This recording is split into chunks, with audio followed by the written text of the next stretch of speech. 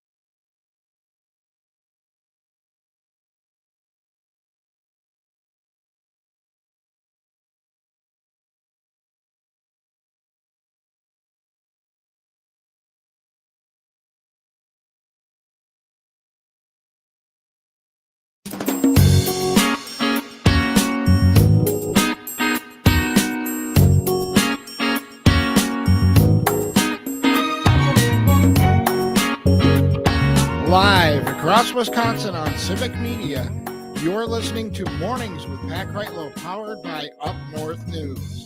Now, from our Lake Wissota studio, here is the founding editor of Up North News, Pat Kreitlow. Well, hey there, Wisconsin. Good morning. It is 6:06. It is Tuesday morning, May 20th, I think, depending on what side of the international date line my brain is on right now. It is another beautiful morning to have you here up north, live from Lake Wissota, from wherever you're spending your mornings, listening across the Civic Media Radio Network or on the Civic Media app, watching us on YouTube or Facebook, maybe listening later on by podcast. Thank you for starting your day right here I've got one of, well, many questions throughout the course of the next 3 hours, starting with, could I get a recommendation for a Sherpa to help me scale Laundry Mountain? Because we got back from our vacation in Europe last night, and that was after being awake for 22 hours of constant travel and flights across the ocean. And a lot of times we'll empty out our bags and go, okay, well, we'll attack Laundry Mountain in the morning. Didn't even get to that point. We just dropped the bags, headed right to sleep. And all bright-eyed and bushy-tailed right now because somebody's body clock thinks it's noon, as it would be in Portugal. But instead, we're getting our day started here with day one back. And I want to thank everybody who helped make sure that the train continued to run on time, not the least of which would be our friend back at Radio Park, Gregorian Aloysius Bachmeister, who did, I guess the term is yeoman's duties, filling in. It's been a long time, but I know we explored the term yeoman's duties once, and it is a compliment. Yeah. So that's all I got to offer is my fancy European word after being around, Moorish castles and other Roman ruins throughout the past week or so here. How are you? I'm doing well. I cannot complain. Things are going good, and we're just rocking and rolling along. But yeah, it was a fun week. Lots going on, and thank you to Matt Rothschild, Angela Lang, Chad Holmes, and Dr. Kristen Lyerly, who her and I make up the spectacular duo of Bach and the Doc. And tell me you used that throughout the course of the day yesterday. Oh, yeah, as much as possible, as long as I wasn't interrupting or it wasn't like, yeah, no, it happened. Nice. Good. Yes, thanks to Chris and Kristen. Now, I didn't stay all up to speed on everybody's, social post or headlines, but Kristen had a lot going on these past couple of weeks as well, but still found time to fill in here. Let's see. Alicia says on YouTube, welcome home, Pat. Tony says, Matthias Patrick Kreitlow, good to have you back. Well, it's close enough. He says, I think the technical term is Greg crushed it. All right. Let's calm down. You also missed Davison and the Doc. Davison and the Doc, that was happening as well. Yep. What was that? What was that? Sam, your third hour producer, that's his last name. Oh, Salmon. Okay, gotcha. I think I was saying Sam and the Doc, but whatever. They can call it whatever they want. Yeah, that's fine. And the people have spoken. Thank you for the kind words on YouTube as well. It was... You're going to get plenty of vacation chatter today because what few times I looked at the headlines back here at home did not make a list of, wow, I can't wait to talk about that. Yeah. Instead, here's the thing. So many times Americans who travel to Europe come back and they are insufferable. They're basically saying, where did our country go wrong? Why can't we have nice things? People, if I'm given just an empty microphone for the next 2 hours and 50 minutes, I'm going to be in the exact same category because you look around there at quality of life and everything else, and you go, what? What is the thing here? And the thing here is always, freedom. We don't need no metric system, even though it's easier.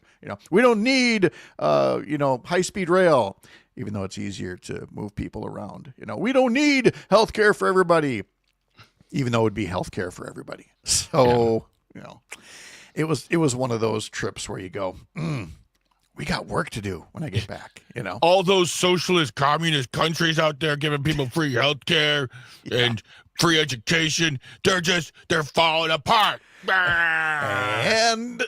And they're not.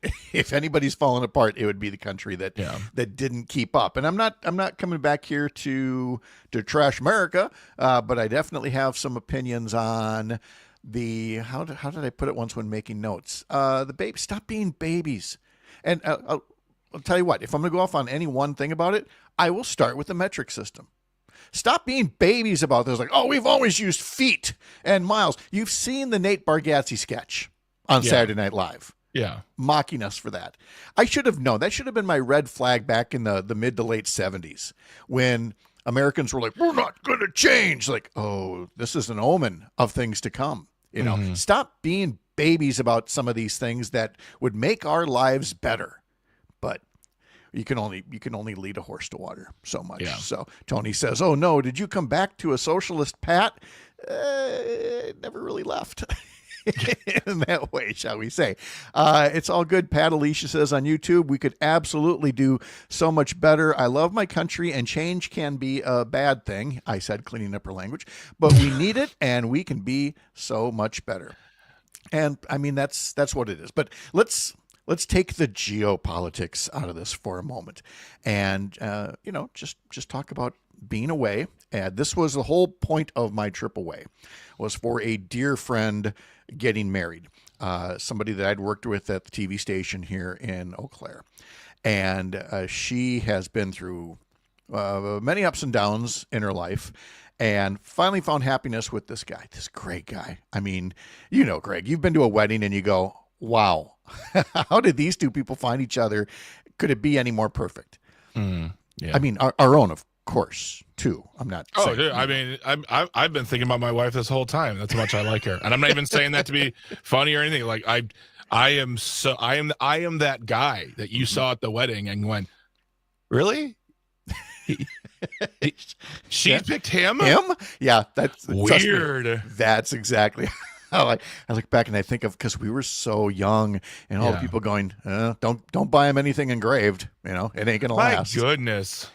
But here we are, 40 years later. There you go. So I was thrilled when they asked me to be the celebrant, the officiant, whatever you want to call it. So that was I had a gig while I was away. Was marrying these two wonderful people. Yeah, which was that's great. I've married a bunch of people, but most of them been like quick type of things. Yep. Just very, very fast sign thing. But I did do one ceremony, and it was so good. It was so fun. Oh, and I knew that they were like, now it's not going to be overtly, traditional, but we've all also been to weddings that are like, 5-minute affairs, and you're like, well, let's do a little bit more than that. And they knew that I could be counted on to, time this out with a few comments about them and about marriage and, as they say in Princess Bride and everything else. And I would like to think that I did all right at that. So I'm very happy about that. So we'll talk more about the trip. We will certainly get caught up on other things, like Hans Breitenmoser will be by, as he always is on Tuesdays at 7:30. Chad Holmes will be along. Again, thank you for filling in, Chad, and we'll talk about healthcare as well. And he may have mentioned already some of his own healthcare notes. Just a note to all men of a certain age: get checked up. Get checked up. It's a very good thing. Yeah, like make sure, gentlemen, at a certain age, you get the colonoscopy, get the prostate check. If they send you a sleep study, you do the sleep study for your health, because it's important. I feel Sleep study could lead to maybe getting some life-changing help. Okay. And don't just play it off and be like, meh, and then don't ever talk about it again. What now? I'm sorry. I wasn't talking to you, Pat. Okay. So here's a story. So I'm at this winery for like a reception thing the day before the wedding, and my phone rings, and it's the one time my phone rang, and it gave the name of the clinic. And I thought, okay, that's fine. I let it roll the voicemail, and you can see the text of the voicemail. And the text of the voicemail says, "This is so-and-so calling back with an urgent message about your, upcoming appointment." When you hear urgent message and you took a sleep study, that's designed to find health problems, and you're not sure that the sleep study went well, and you see urgent message, are you going to wait, 5 days until you're back in the States, or are you going to call right away?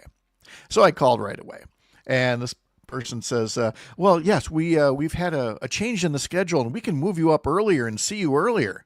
I'm like, so you're saying there's no like imminent emergency, like my heart's not about to explode or something? This is not urgent, and I will call you back next week. Yeah. And I'm usually not that abrupt on the phone with folks, but don't say something's urgent in a follow-up to a healthcare thing and it's just about changing the appointment date. Okay? That was one thing I wanted to vent about today. So while we brought that up, but I will be following up today on the sleep study. Okay. Yep.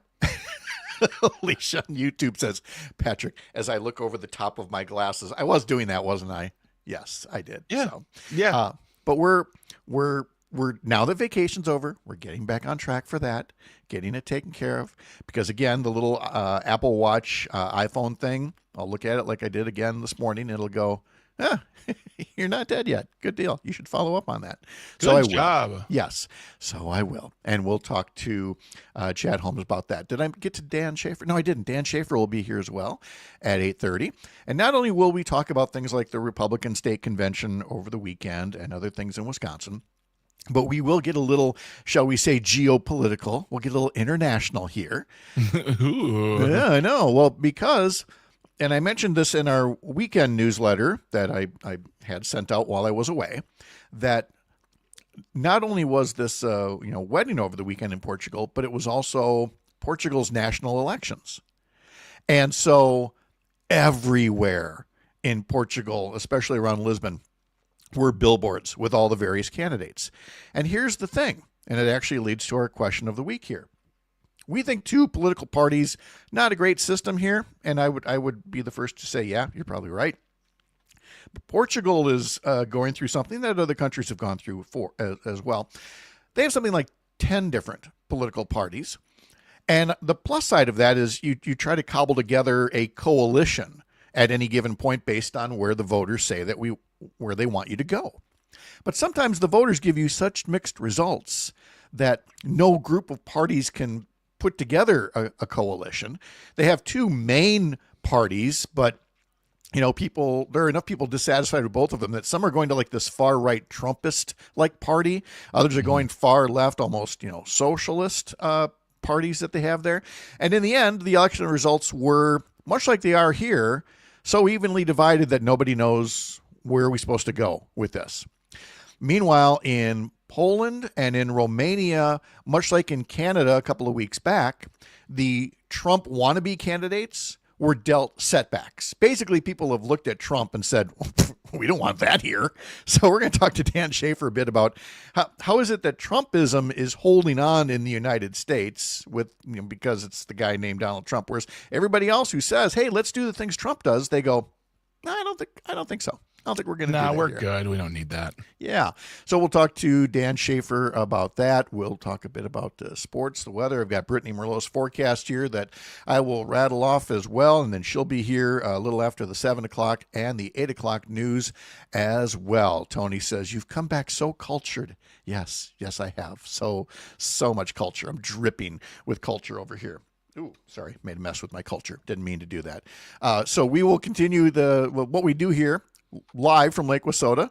Thanks for making this a place to spend part of your mornings on the Civic Media Radio Network. I'm Pat Kreitlow.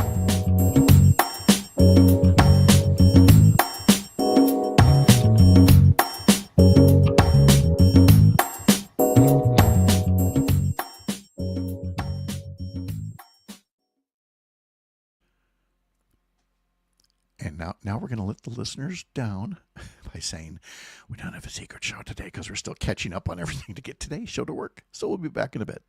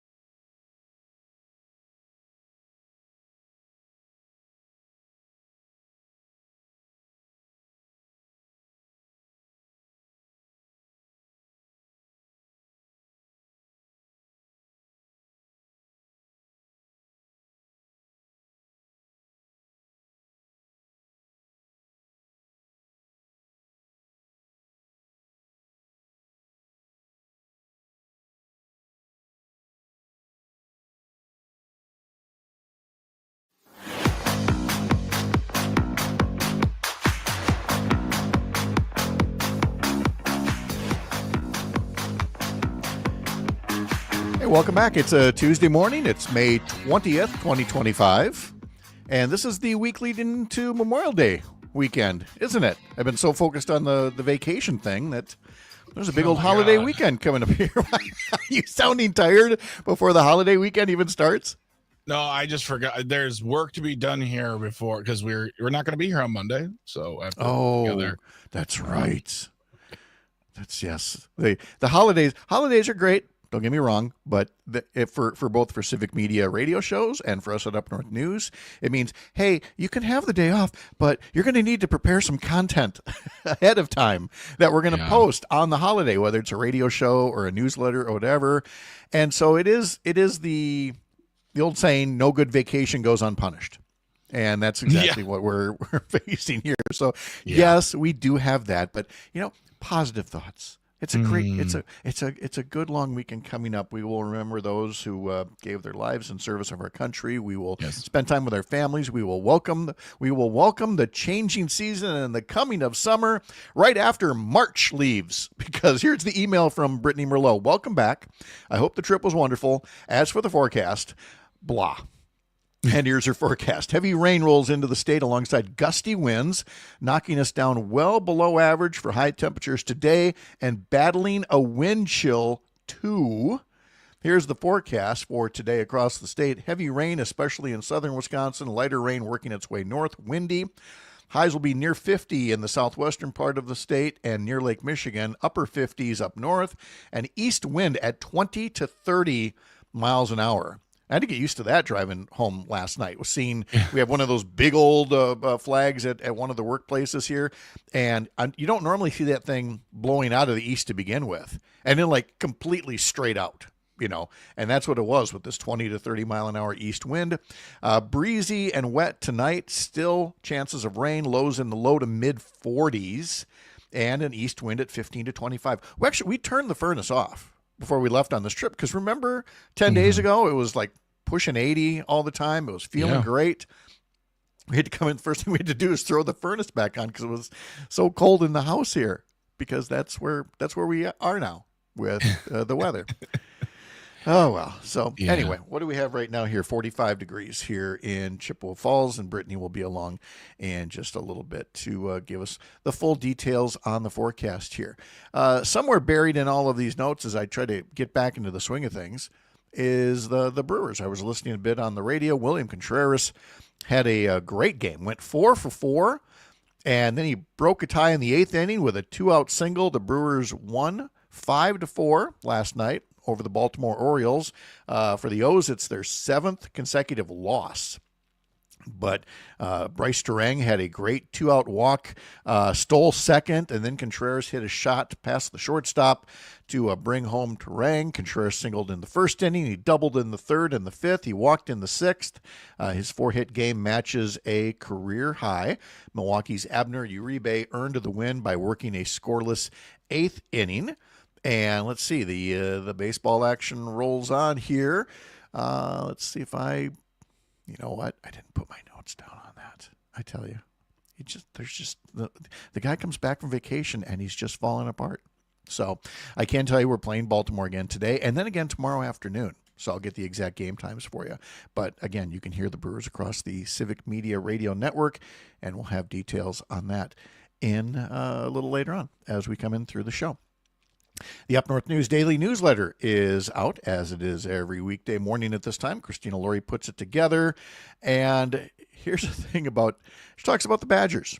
And you're going, what? The football, the basketball, the university? No, the animal.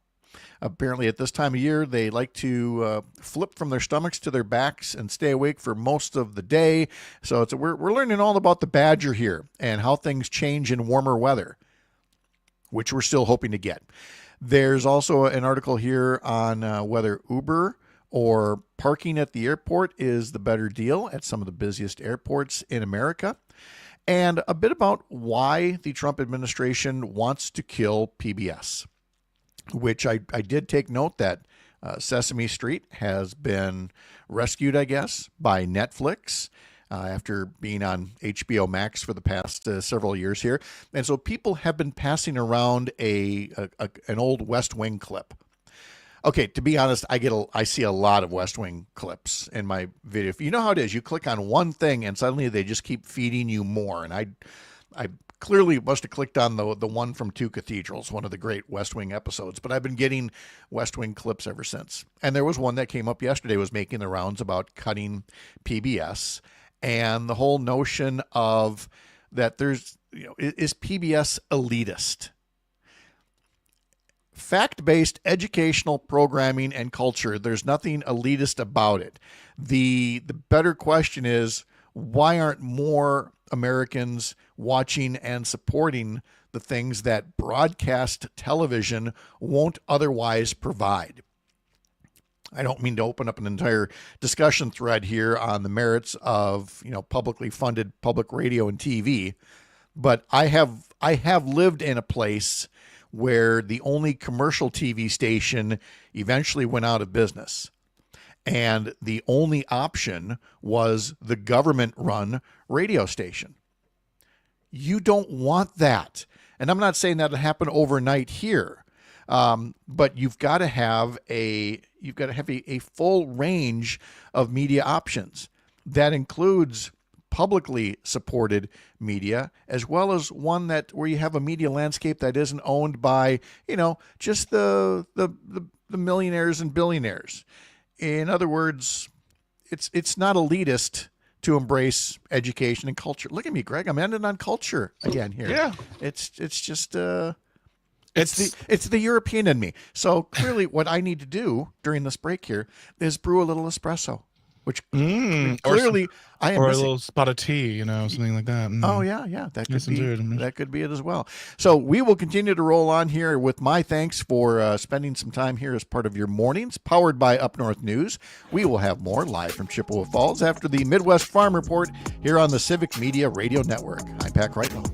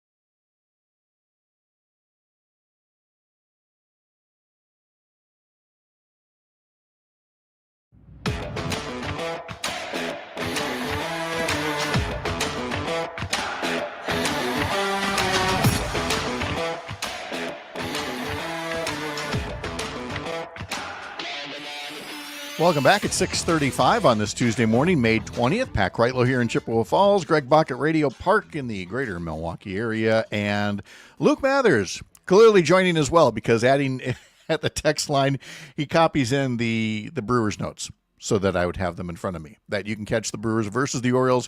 Coverage starts at 6:05 this evening on Civic Media stations in Richland Center, Oshkosh, Racine, Kenosha, Park Falls, and, of course, Hayward. And then tomorrow's matinee coverage begins at 11:35 in the morning before the Brewers leave town for a trip in Pittsburgh. Luke Mathers is like our security blanket. You notice that? He's like our teddy bear. He's right there. Mm-hmm. He's like a Teddy Ruxpin, where he just sits there looking cute most of the time, but sometimes you pull his string, and then he's either helpful or, yeah. Point of order, Pat. Point of order. Yes. Teddy Ruxpin didn't have a string. You put a tape in his back and you played it and he sang to you. So get your toy facts straight. Sorry. And of course, as Tony reminds us, like Teddy Ruxpin, so handsome and capable. So we appreciate that much, very much out of Mr. Mathers, where I will again remind you that Brewers and Orioles coverage starts 6:05 and then 11:35 tomorrow morning. Do you? I'm trying to get into how do I tell this next part of my vacation story, and I have I have to start with the McRib from McDonald's. You know my favorite Irish meat sandwich. Is that what you call it? The McRib. The McRib. Of the McRib clan. Oh, I see. I like that Cassandra already, after she heard that sigh right away, puts up on YouTube. What time are we betting that Pat crashes today? Well, again, given the time zone change, by 4 p.m. today. Yeah. Just absolutely out. But I appreciate that show of support. Or is it like watching a car crash? We never can tell. Here's why I bring up the McRib. In Portugal, there you will find some American things like Burger King and McDonald's. And McDonald's is going through an ad campaign out there right now.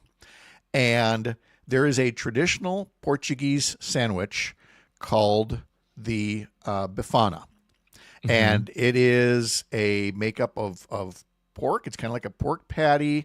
And then a sauce that has like notes of peppers and garlic and bay leaves. And there are a lot of traditional Portuguese foods there, a lot of sardines, a lot of cod.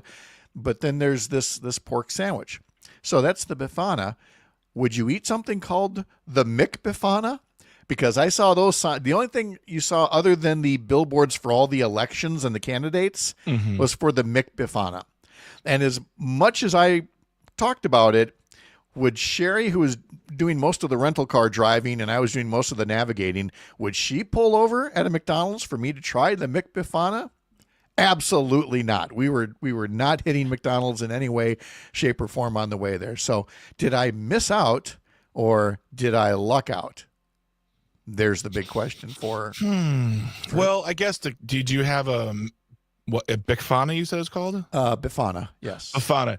Did you have a Bifana while you were there? Not attached to a fast food? I did not. No. So I feel like you missed out completely. I did miss out completely. I had there was a lot of cod.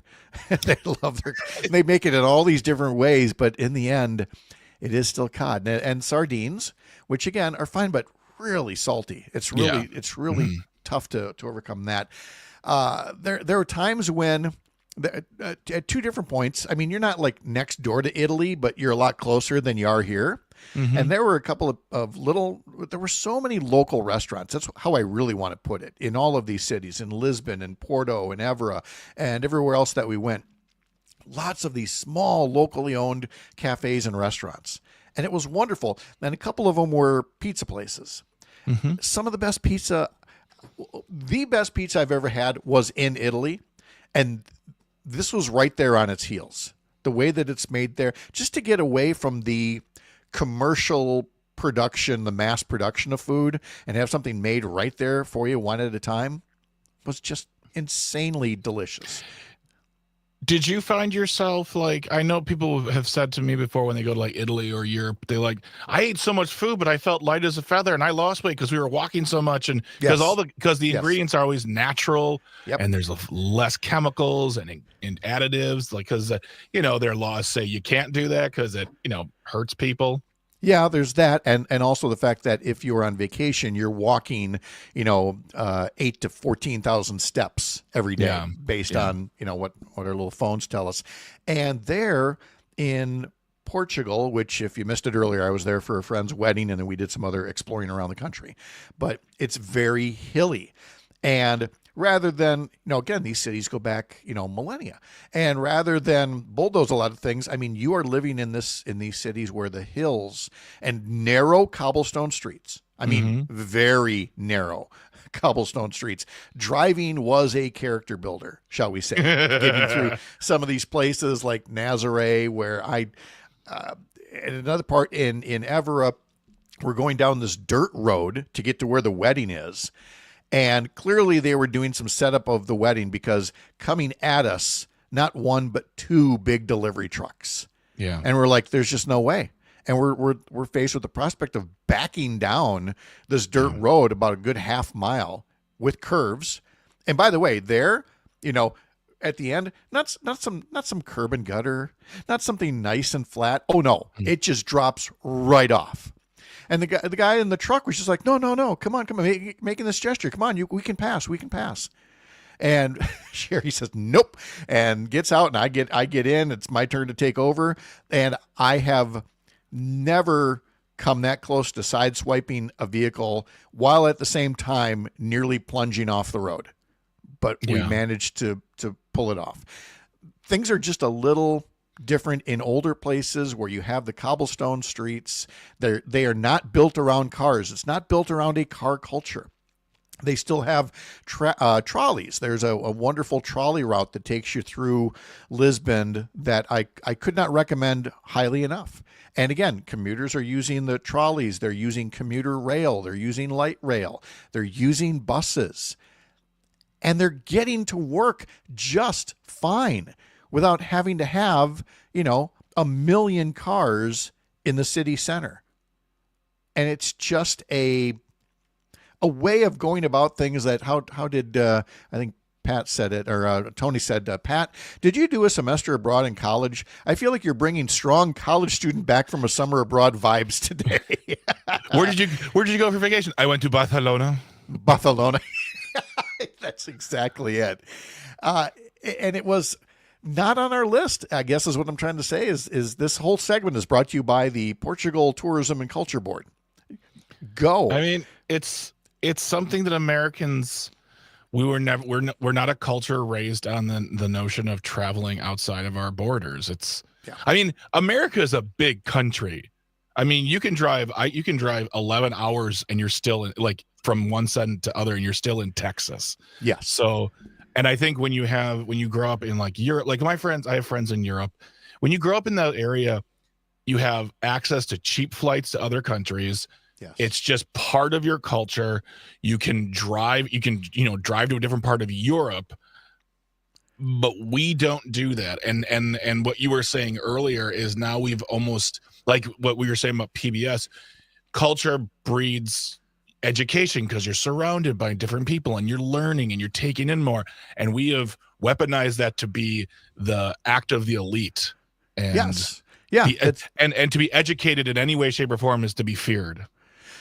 Correct. And it's very easy to, mock those who get an education or who do travel, when the fact of the matter is the people who settled where you are right now, they were travelers once themselves. Yep. And to think that any place is static and the way that my place right now is the way it's always been and should always be is just absolutely foolish. Things do change or evolve to some degree. And then there's other things that you hang on to because they're beneficial, like your trolley system. We had those in this country all over the place until, again, it became big business to just pave everything and put cars in there. Oh, by the way, that reminds me of one headline that I saw while I was away. was that Uber is experimenting now with, how exactly did they put it? It was like Uber's experimenting with multi-passenger timed commuter vehicles. And as somebody noted, in other words, we're privatizing the bus system. More expensive Yeah. expensive bus system. Great. Yes. Yeah. That's exactly what it's always that, hey, this corporation will be able to do it better than you, including McDonald's. We will make your national sandwich. We will mass produce it and we will make it better for you. Here's one thing that we have not embraced from Europe that I'm going to be okay with. Soccer. When we first got to Lisbon, Tread lightly, friend. I know. Here's why. When we first got to Lisbon, we were at a hotel in the city center that was adjoining a large park, not a zoo or anything, just a large green space. And we were warned that there was going to be a big football match, and that it turns out Lisbon has two teams, kind of a Mets-Yankees thing. And as it turned out, it was the second to last game of the season for the league in Portugal. And these two teams were tied for the top. And if one of them won the match, they would become the league champion. But if they tied, they'd have to go on to next week and play other teams and then decide it that way. But they said, we just want you to be prepared that if one of the teams wins and is going to take the title, there will be upwards of 1 million people in this park across the street. And so things could get a little crazy tonight because, again, we got in at like 8, 9 in the morning. We'd been flying all night and everything. They said, just want to warn you. We're like, we're fine. We're tired. We don't care. We just want a nice, clean room. And we did.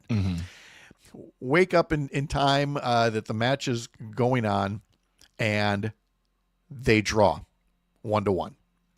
And you could have shot a cannon through that park because everybody was just like, it was such like this national letdown that, well, there was a tie, so nobody's the champion, so we'll have to play again next week. And so that's the point I'm making, is this whole notion of a tie, a 1-1 tie. No, we're not doing that. You play till somebody wins in this country. That much we've got. If we got to do a shootout, we'll do a shootout. If we got to do 12 overtimes, we're going to do 12 overtimes. This is America. There's a winner and there's a loser, and there's no ties here. Except in the National Football League where they have really dumb rules. But otherwise, While you were doing that, I was just gonna be like, oh, that's a terrible version of that song. Wow. I was gonna play America the Beautiful behind you as you just got more and more unhinged about the rules of a very old sport.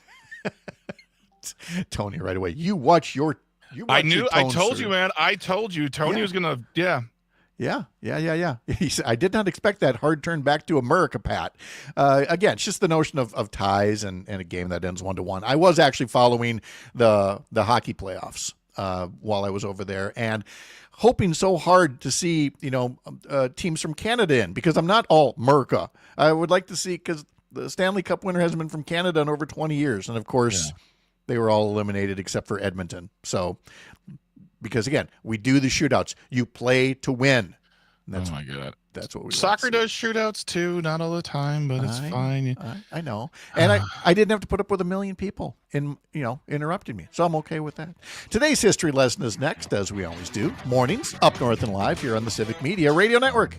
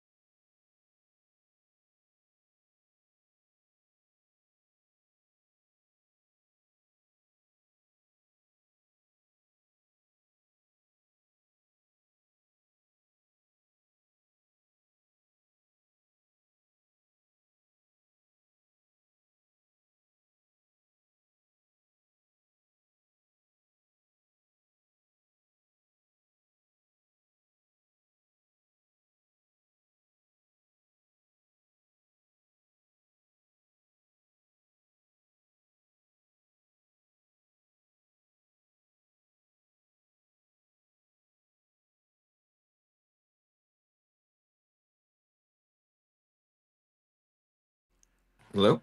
And there he is now. Hello. Hello. Good morning. Yeah. Okay, good. What is new in Dan's world? Oh, geez. Man, we had a really awesome weekend, but now we're back in the 50s. Yeah. Um, hey, the guest I thought we had at 7:00 we do not have. So if you're able to stick around, that would Sounds be good. awfully nice. So we'll do a little bit of what you've been working on there. Okay. Do you have any European travel in you? Um, I've been to Spain and Norway. Okay. Been years though. Exchange student, vacation. I studied in Norway during the summer for international summer school, and then yeah, my family traveled to Spain. I was the youngest child, so my parents were rich by the time I was a teenager. Okay. It worked out. All right. Sounds good. Let's see. When are we back here? We're back in just under 30 seconds. So let's get this lined up and ready to roll. Cool.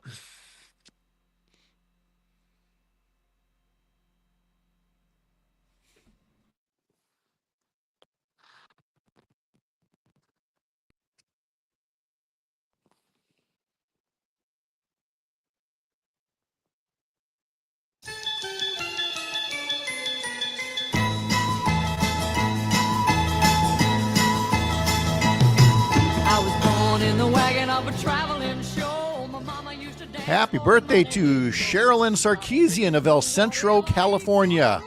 You know her best as Cher, and she is 79 years old today.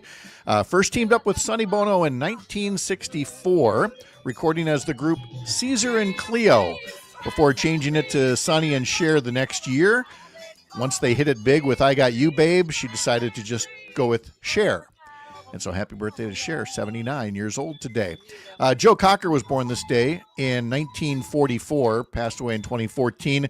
And to play that song, it welcomes in our friend Dan Hagen, because the only way this show is going to work is if we get by with a little help from our friends.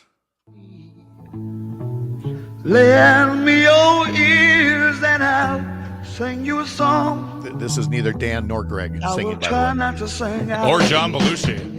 Oh, baby, Mr. Hagen, how are you? I'm doing well. You know, this was wasn't it Woodstock where he nailed this song, right? Believe so, yes. Yeah. Wow. I can't believe I just got a Woodstock reference from Dan Hagen. I know. How great is this? What a great way to come back from vacation. So Nice. I love my Beatles and, the adjacent. I can do adjacent. Once we get to Cher, I know a song or two. That's awesome. Wow. Or Tony thinks we're doing a Wonder Years episode. Yes, there is always that too.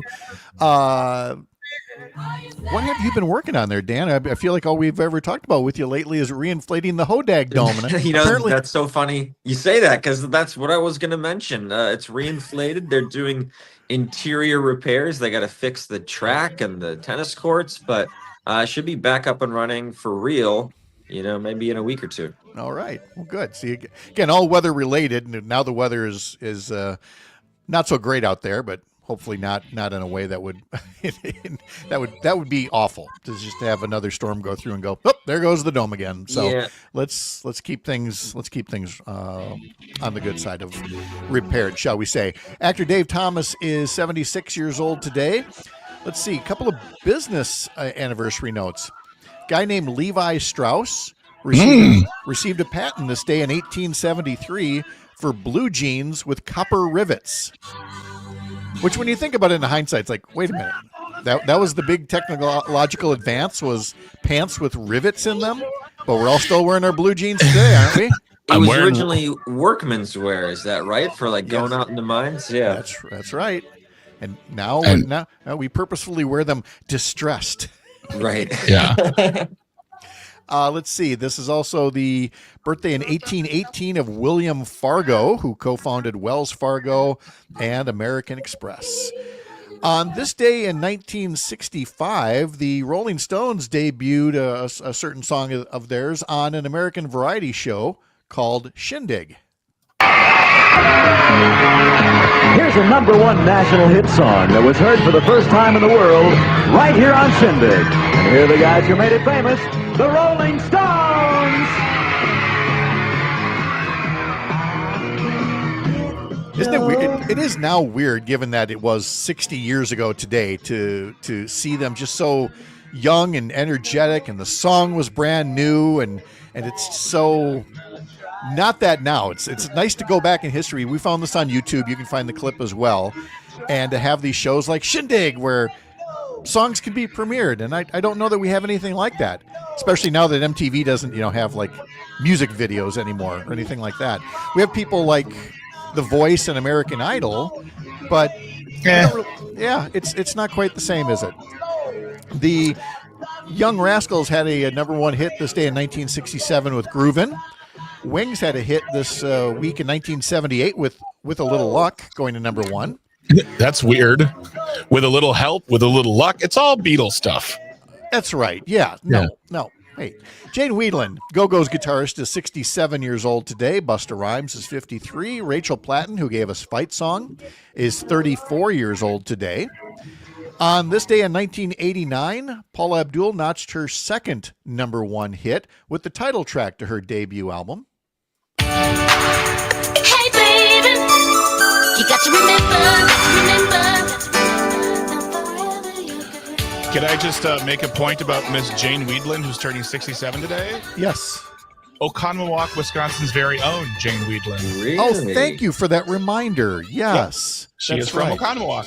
Yes, and we could have played Rush Hour from her. She had a hit on the charts as well as a solo artist. And it was 3 years ago today that Harry Styles released his third solo album, Harry's House, which debuted at #1 on the charts. Come on, Harry, we want to say goodnight to you.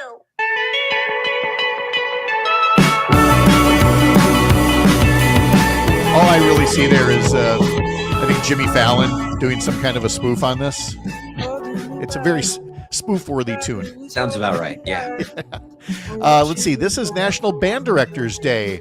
Dan, were you in band? You playing I an was in instrument? band. I played trombone just so I could, slide it back and forth.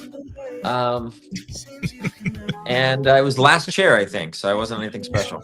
I didn't know last chair was a thing. Okay. And this is World Bee Day as we get near the end of No Mow May. How's that going for you over there, Greg? I mowed the front yard yesterday. The backyard is insanity. So if it's nice out or acceptable enough for today, I'm going to start mowing the backyard because I'm over it. And so bees, you're on notice. Enjoy your World Bee Day. Yeah. Just stay out of Greg's yard later today. Yeah, exactly. And this is also National Weights and Measures Day, to which I would again direct people to the rant that already took place earlier in the show about the metric system. Like, why are we still doing things the way that we are with weights and measures? My dad told me in school, like, they would teach him the metric system because they're like, all right, we're going to convert soon. Let's just learn it. Yes. That was, man, 100 years ago about. Could you even imagine someone today bringing a weights and measure bill in and all of like Right. Fox, all of them just losing their minds? Would absolutely go crazy. Yes. Hey, Dan is going to hang around after the news, and 2 more hours still to come as we get rolling with another one of those Tuesday mornings here, powered by Up North News. I'm Pat Kreitlow, and this is the Civic Media Radio Network. As it was. All right, there we go. All right, Dan, thanks for hanging around. I'll see you on the other side of the news here. Absolutely. All righty.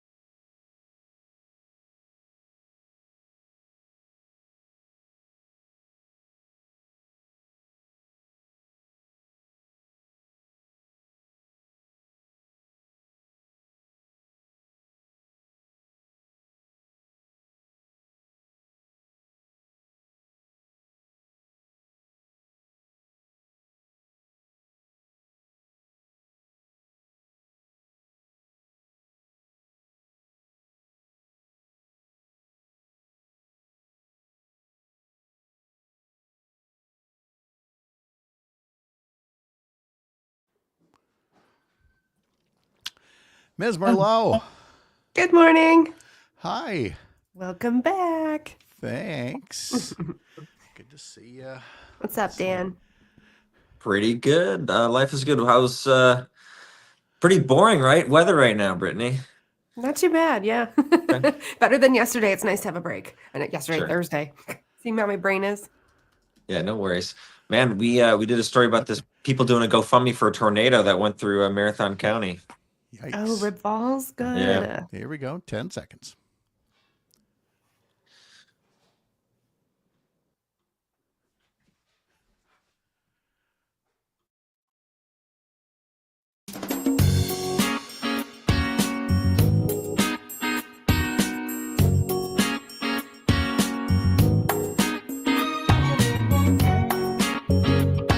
Live across Wisconsin on Civic Media, you're listening to Mornings with Pat Kreitlow, powered by Up North News.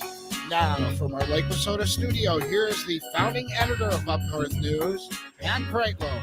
Well, good morning. It is 7:06. Nice to have you here up north on this Tuesday morning, May 20th. Nice to be back after a nice stretch off for a little European vacation that we'll continue talking about throughout the course of the morning. Greg Bach joins us from Radio Park. Dan Hagan from WJFW Newswatch 12 in Rhinelander is with us, and meteorologist Brittany Merlot as well. Brittany, what's the old adage? Red sky at morning, sailors take warning. Red sky at night, sailors delight. Yep. I had to go out and take a picture this morning of a sunrise that was probably as red as it gets, which I take to affirm the forecast that it's not going to be the world's most pleasant day out across Wisconsin today. No, it's definitely not. It's going to be dark, damp, dreary, windy, wet, soaking wet in some places. In fact, temperatures right now are still crisp and cool. Lake Superior, if you're up there, 39 degrees. And then it's about 48 degrees by the shores of Lake Michigan. Winds are already cranking out of the east at about 20 to 30 mile per hour gusts. We're going to see them frequently hitting about 40 miles per hour as we go through this afternoon. And we've got this big low pressure system that is sliding down to the south. It's just scraping southern parts of the state, but it's big enough to really bring in those strong winds. We are looking at cloudy skies, heavy rainfall moving in. Right now, it's already into our western areas, starting to move throughout the rest of the state throughout the day. It's going to lift north. We are going to see that far up north. I know we're seeing some sunshine into northeastern parts right now, but we are going to cloud up and we're all going to see that rainfall. In fact, some storms are expected down far south later on this afternoon. And in total rainfall just today, we could see a good 1 to 2 inches from pretty much a line across to Sheboygan and south. So some flooding potential there as those rivers start to rise, but that area does need the rain.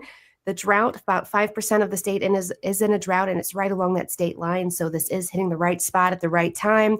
Otherwise, today, you're going to probably need a sweatshirt or something like a jacket, because with those winds, highs are only going to reach the mid-40s down south to the mid-50s far north.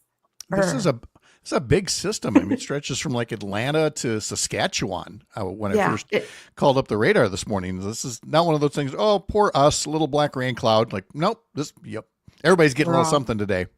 Yeah, we are. And that east wind, I was telling Greg an hour ago, we've got one of these places with, the oversized American flag, and to see a flag that large, just stiff in the wind from out of the east is pretty rare.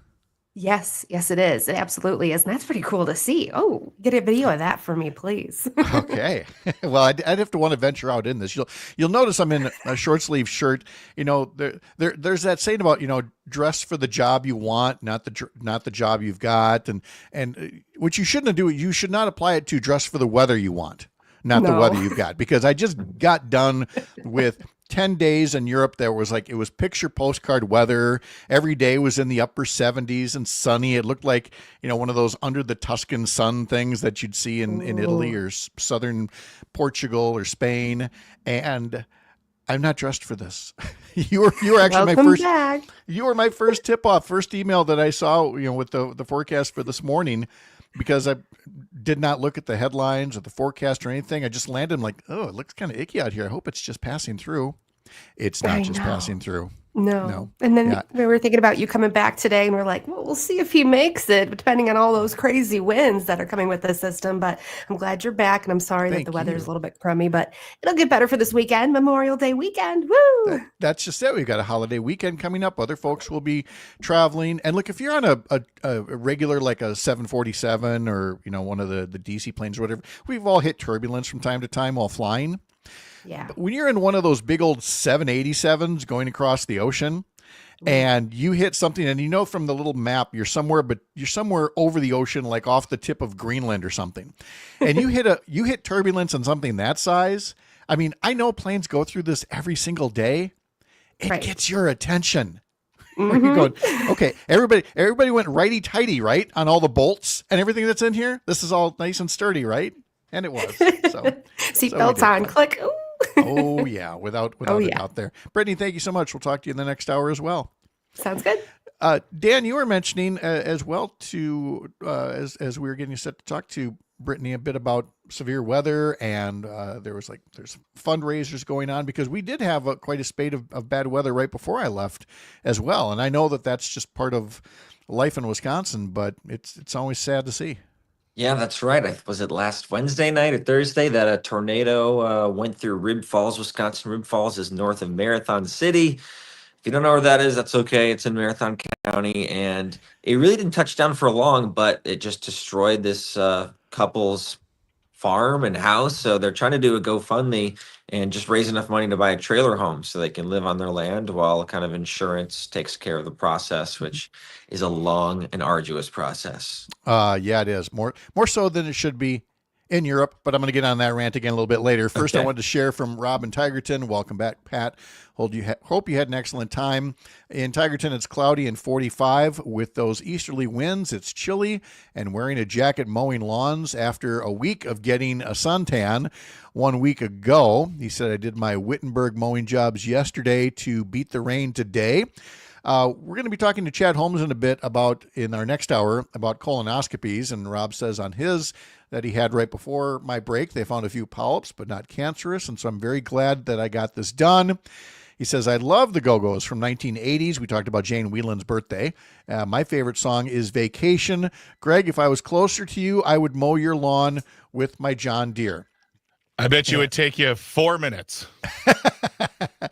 And Rob finishes his comments on YouTube by saying, I have to ask Dan if they did the story of a car hitting a moose along Highway 45 near Land O'Lakes. Well, let me tell you something. I wanted to know what Dan had been working on, so I pulled up the WJFW Newswatch 12 site. And, of course, the first headline that grabbed my eye, driver hits moose early Monday on Highway 45 near Land O'Lakes. Moose had to be euthanized from injuries. Not what you typically expect.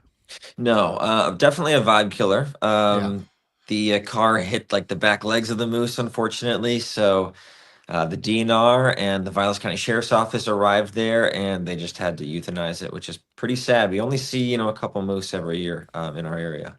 Yeah, I mean, look, I recall when they reintroduced elk in the Clam Lake area, and what a big deal that was. And one of the things when you've got an 8-hour flight, like I did yesterday, you're looking at the movies and the shows and everything. And I picked up on this documentary about grizzly bear tracking through the U.S. and Canada from Yellowstone all the way up to Alaska. And you learn in all of these areas, whether you're talking bears, moose, elk, whatever, it's not that, look, we're not saying, man should not be settling in any of these places, but it's a matter of trying to have some kind of a coexistence. And that includes being careful on the roads because, it's not just bad for the above mentioned moose, but bad for you as well. There are people that, there are traffic fatalities and injuries, not to mention the body shops. I mean, I've hit 2 or 3 deer over the years, Dan. I don't know if you've ever struck one or not. Yeah, I've hit probably 4 or 5. I spent a summer in Montana, and that did it for me. But yeah, a lot of bald eagles are hit. They're eating carcasses on the side of the road that probably were hit by cars, and then people just zoom right past these eagles, and they get erratic, and not good. No, I forgot all about that. The bald eagles eating the roadkill and things like that, where again we're just looking for a little coexistence, a little bit more care. Before I leave a previous subject, Alicia chimes in on YouTube. Crossing the Atlantic in an aircraft carrier makes you notice the waves as well. Yeah, no thanks, Alicia. There's just no. I mean, I love going on cruise ships. They go from one tranquil Caribbean island to another tranquil, across mostly tranquil seas, but taking a boat across the North Atlantic, Greg, that's a Titanic kind of mission that I would not sign up for. Maybe you are braver than me. I wouldn't even do cruises. Those things are horrifying. Those are horrifying vessels. Really? In the middle of an unforgiving and vengeful ocean. Okay. No, thank you. Hard pass. All right. I would do a Viking river cruise where I could see both sides of the coast or both sides of the land. I mean, the boat's going down. I will simply swim a quarter of a mile to shore. Yay.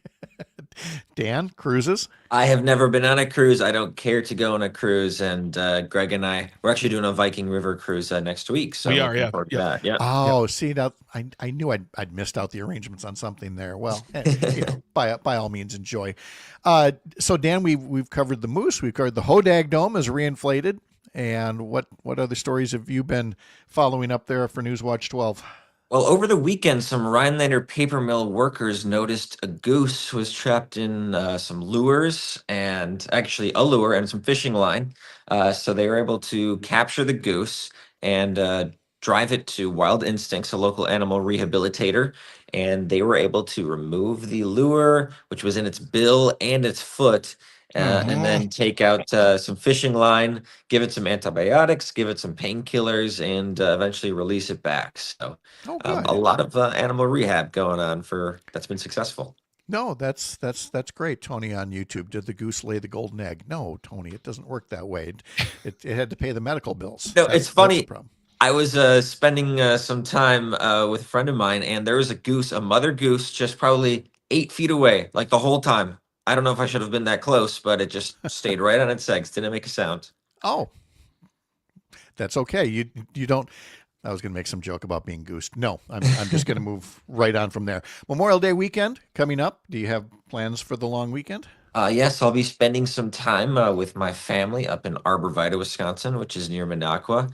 And, I'll be thinking of, it kind of makes me emotional Memorial Day because, I have some family members, my grandma's brother, who, went to war, never came back, never was able to have a family. So be thinking of him and swapping stories. That is the most appropriate thing to do and to say and to be thinking about during that time. So no, it's absolutely not at all lost, should not be lost on any of us, the actual meaning of the weekend and the importance of it. And then having said that, once we have, paid that appropriate level of honor to be able to enjoy a long weekend like that was made, again, it was provided by the sacrifice of others who came before us. So when you do that, or when you take that long weekend with family, is it recreational or is it more relaxing? Yeah, I mean, it's depending on which of my siblings are there, it could be either no, I'm kidding.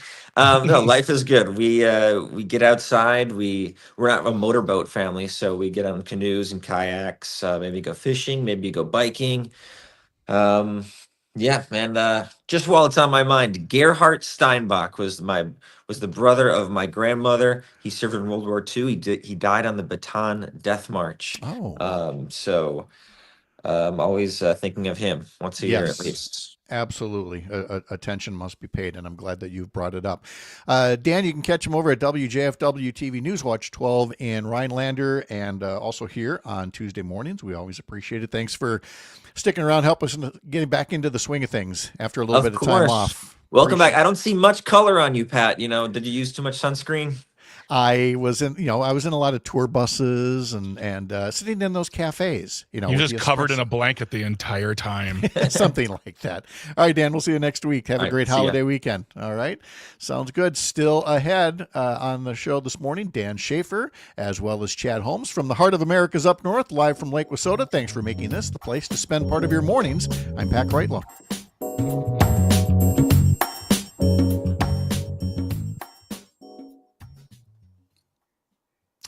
go. All right, Mr. Dan, I'll see you next Tuesday. Sounds good. See you guys. All right, see ya.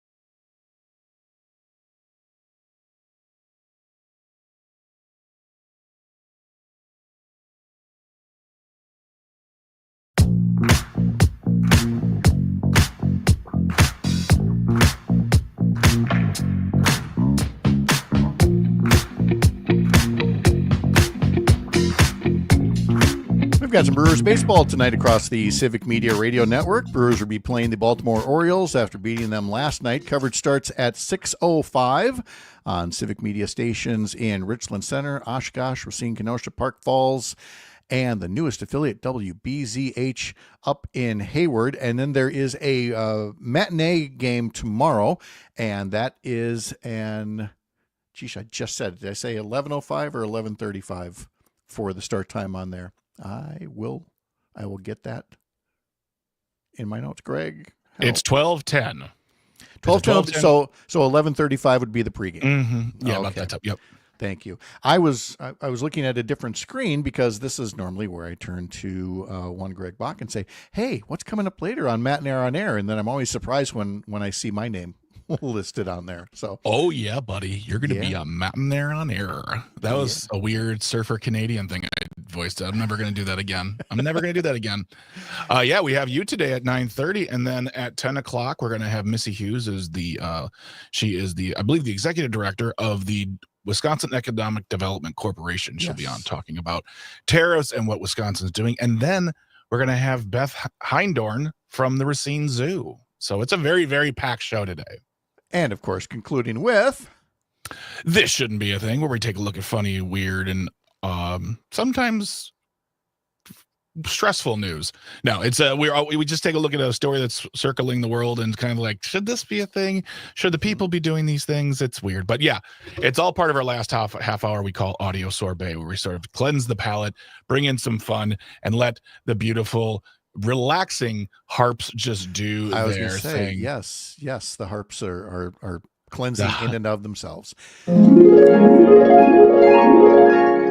they are now. No. Then following that fine program. Following indeed. We're going to follow indeed. Followed by, I got to pick one or the other, Todd Alba's show. We're at 2:30 today. Positive psychology coach Kira Sabin will be on as part of their Mental Health Awareness Month series. Maggie Dawn has former U.S. Attorney Jim Santel coming up this afternoon. And Dan Shafer will have his weekly appearance with Maggie Dawn, as he will with us, coming up at 8:30 this morning. The Milwaukee Brewers were winners, I mentioned, against Baltimore. It was a 4-hit game for William Contreras, including breaking a tie in the 8th inning with a 2-out single. 5-4 was the final score, and for the Brewers, or for the Orioles rather, it was their 7th consecutive loss. And again, the two teams will play again later today and then tomorrow midday before they take off for a little matinee game coming up, or I'm sorry, taking off for a trip to Pittsburgh. Greg, on this shouldn't be a thing. Working the day after your vacation, yay or nay? Nay, absolutely not. In fact, I was surprised when you texted me last night. You said, we're home. I'm like, weren't you home already? Like, oh, no. I go to like, every January, Bridget and I take a trip somewhere warmish, warm-esque, warmer than Wisconsin. Yes. And we always come back like either Sunday night or early Monday morning. So we have a full day of just getting back to the swing of things. The fact that you went to a different time zone in a different continent and you came back last night, you're like, all right, here we go. I'm like, wow. Here's the math mistake that I made in doing that.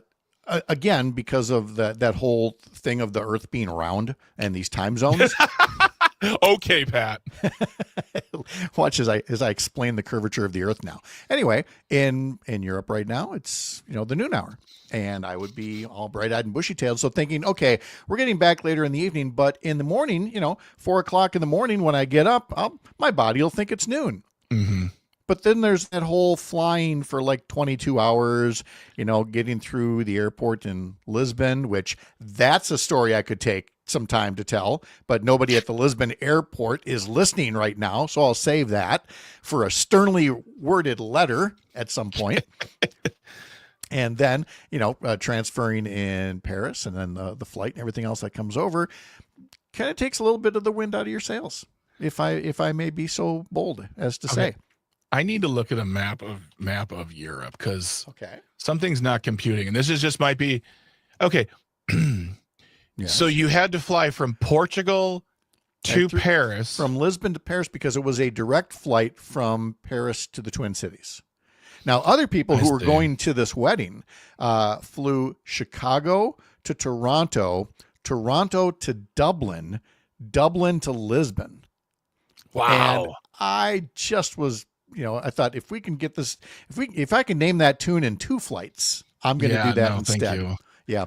And here's the thing. We did complicating things further was we made 2 different travel arrangements because we realized we had enough credit card points on one of the cards to qualify for a free ticket. So one of our flights was actually free.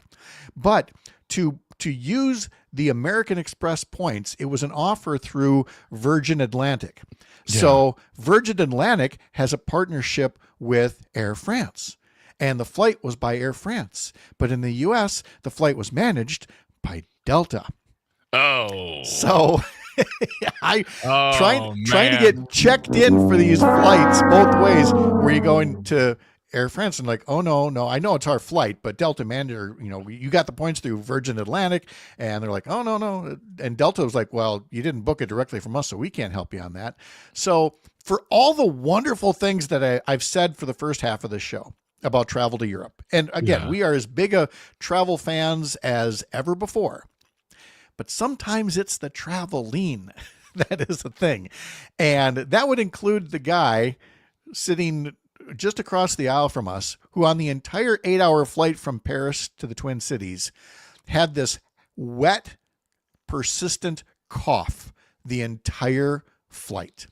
The fact that I am doing this show and not in some kind of a coma right now is a miracle.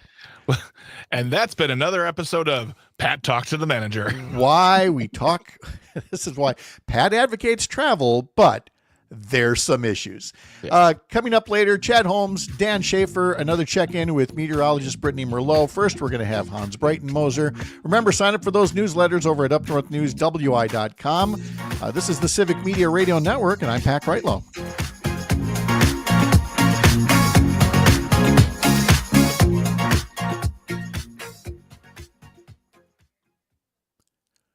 Of course, complicating things further, the whole notion of, I've got an 8-hour flight. There's plenty of time to make notes for tomorrow morning's show. I mean, he did not make notes for tomorrow morning's show. Yeah, I mean, honestly, I'm just, here on the secret show. I'm just surprised that you, I thought you got home on Sunday. I figured you got home on Saturday or Sunday, and then you have all this, and no, nothing against if you that you came back yesterday. I get that. Yeah. And of course, nowadays, especially with that kind of flight or that kind of traveling, it's, your flight plan includes 1 to 2 days of traveling, not just, not just vacationing. So, yeah, no, and that would normally be the case. It's just that it was that American worker guilt of we took an extra day. We cheated and took off on the Friday, and so we could fly back on the Monday. So it's like, all right, you can't take the extra day to recover. Just jump right back into the swing of things. Next time, just take the extra day to recover. This is what you get. You get Goofy Pat today. And you get Hans and I texting last night going, I'm just back. What do you want to talk about? I don't know. What do you want to talk about? I don't know. What do you want to talk about? So. Nobody loves Goofy Pat more than Hans Breitenmoser, everybody. Everybody, Hans Breitenmoser. There we go. Yeah. Yay. Tired of regular Pat? Why, you need Goofy Pat. You need Goofy Pat. Now available in Goofy version. Two payments of $19.95. But wait, there's more. You call now and you get one free Hans Breitenmoser. That's right. By whammo. By whammo. How goes your work up there, Hans? Good. I just filled the corn planter up, sent the corn planter man on his way, so he's going to start pounding some more corn in. The corn planter man. Yep. I like that. I think that was like a 1971 Rolling Stones song, Corn Planter Man, when they were trying to be country, when everyone was trying to be country. Ardith, Pat, I hope you wore a mask on that flight. What's wrong with some people? Yes, here's the thing. I thought about bringing one. It's an 8-hour flight, and I was just, I was like, and I didn't. And of course, so I'm giving looks at this guy for the whole 8 hours that he's coughing. And I mentioned this to my mom as I check in, after landing. And of course, her first thing was, well, what are you putting it on him for? Why didn't you bring a mask? Okay. Okay, Mom, thanks for the support. Yep. I thought she was going to say, why didn't you offer him a lozenge? Yeah. That's what my mom would have said. Oh, it would have taken more than that, which I'm sure it was more like something persistent, chronic with him. It's not like he suddenly got a disease that's going to take out everybody on the plane. His cough just sounded like it. Also, when you're coughing like that, you know what you sound like, and it doesn't I don't want to be that guy, but if I'm coughing, I'm coughing. I remember I was flying once. I was flying to Europe. I was flying to England, and there was a woman with her baby, and her baby was crying, and the woman next to her, and it was before we took off. And she was standing and trying to comfort her baby and do the rocking thing. And there was there was something between the mother and the lady next to them where something had happened, but the mother shot her a look as if to say, do you think I like this? Yeah. Do you think I want my baby crying on a flight? What is wrong with you? It's a baby. Get over it. Yeah. That happens. Sometimes on trips, you have to travel with children for whatever reason, and just be patient with the babies. Exactly. But old men with chronic wet coughing, I'm not as patient, and I should have wore the mask. I get it. Okay. Hans, anything else besides those couple of clips there that I sent your way? No, I got nothing. I apologize. I've been buried with trying to get seed in the ground, and plus I was myself gone for 3 days out to Maine to pick up my daughter. Nice. So no, not clips. I didn't mean it that way. Okay, all right. I meant stories, headlines. I sent them, so we're good. All right, sounds good. We'll get going in 40 seconds here. Secret show.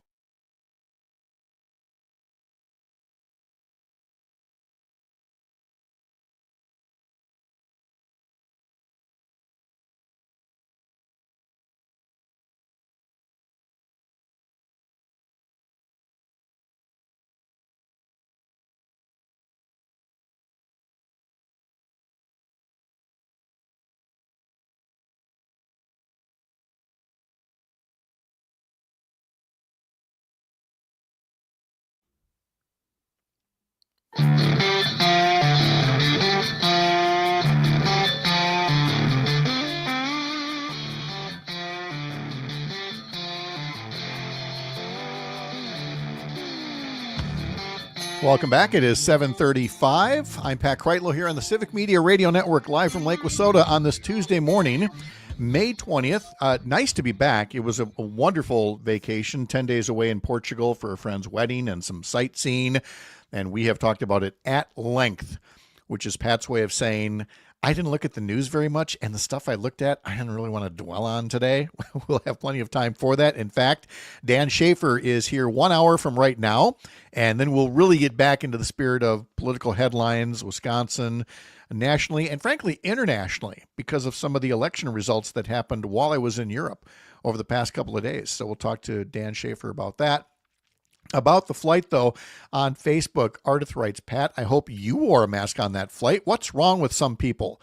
And I was talking about somebody earlier who had a persistent wet cough for the entire 8-hour flight. And I kept shooting nasty looks over there because no mask and was just coughing into his hand the whole time. And I thought, how many services is this guy touching?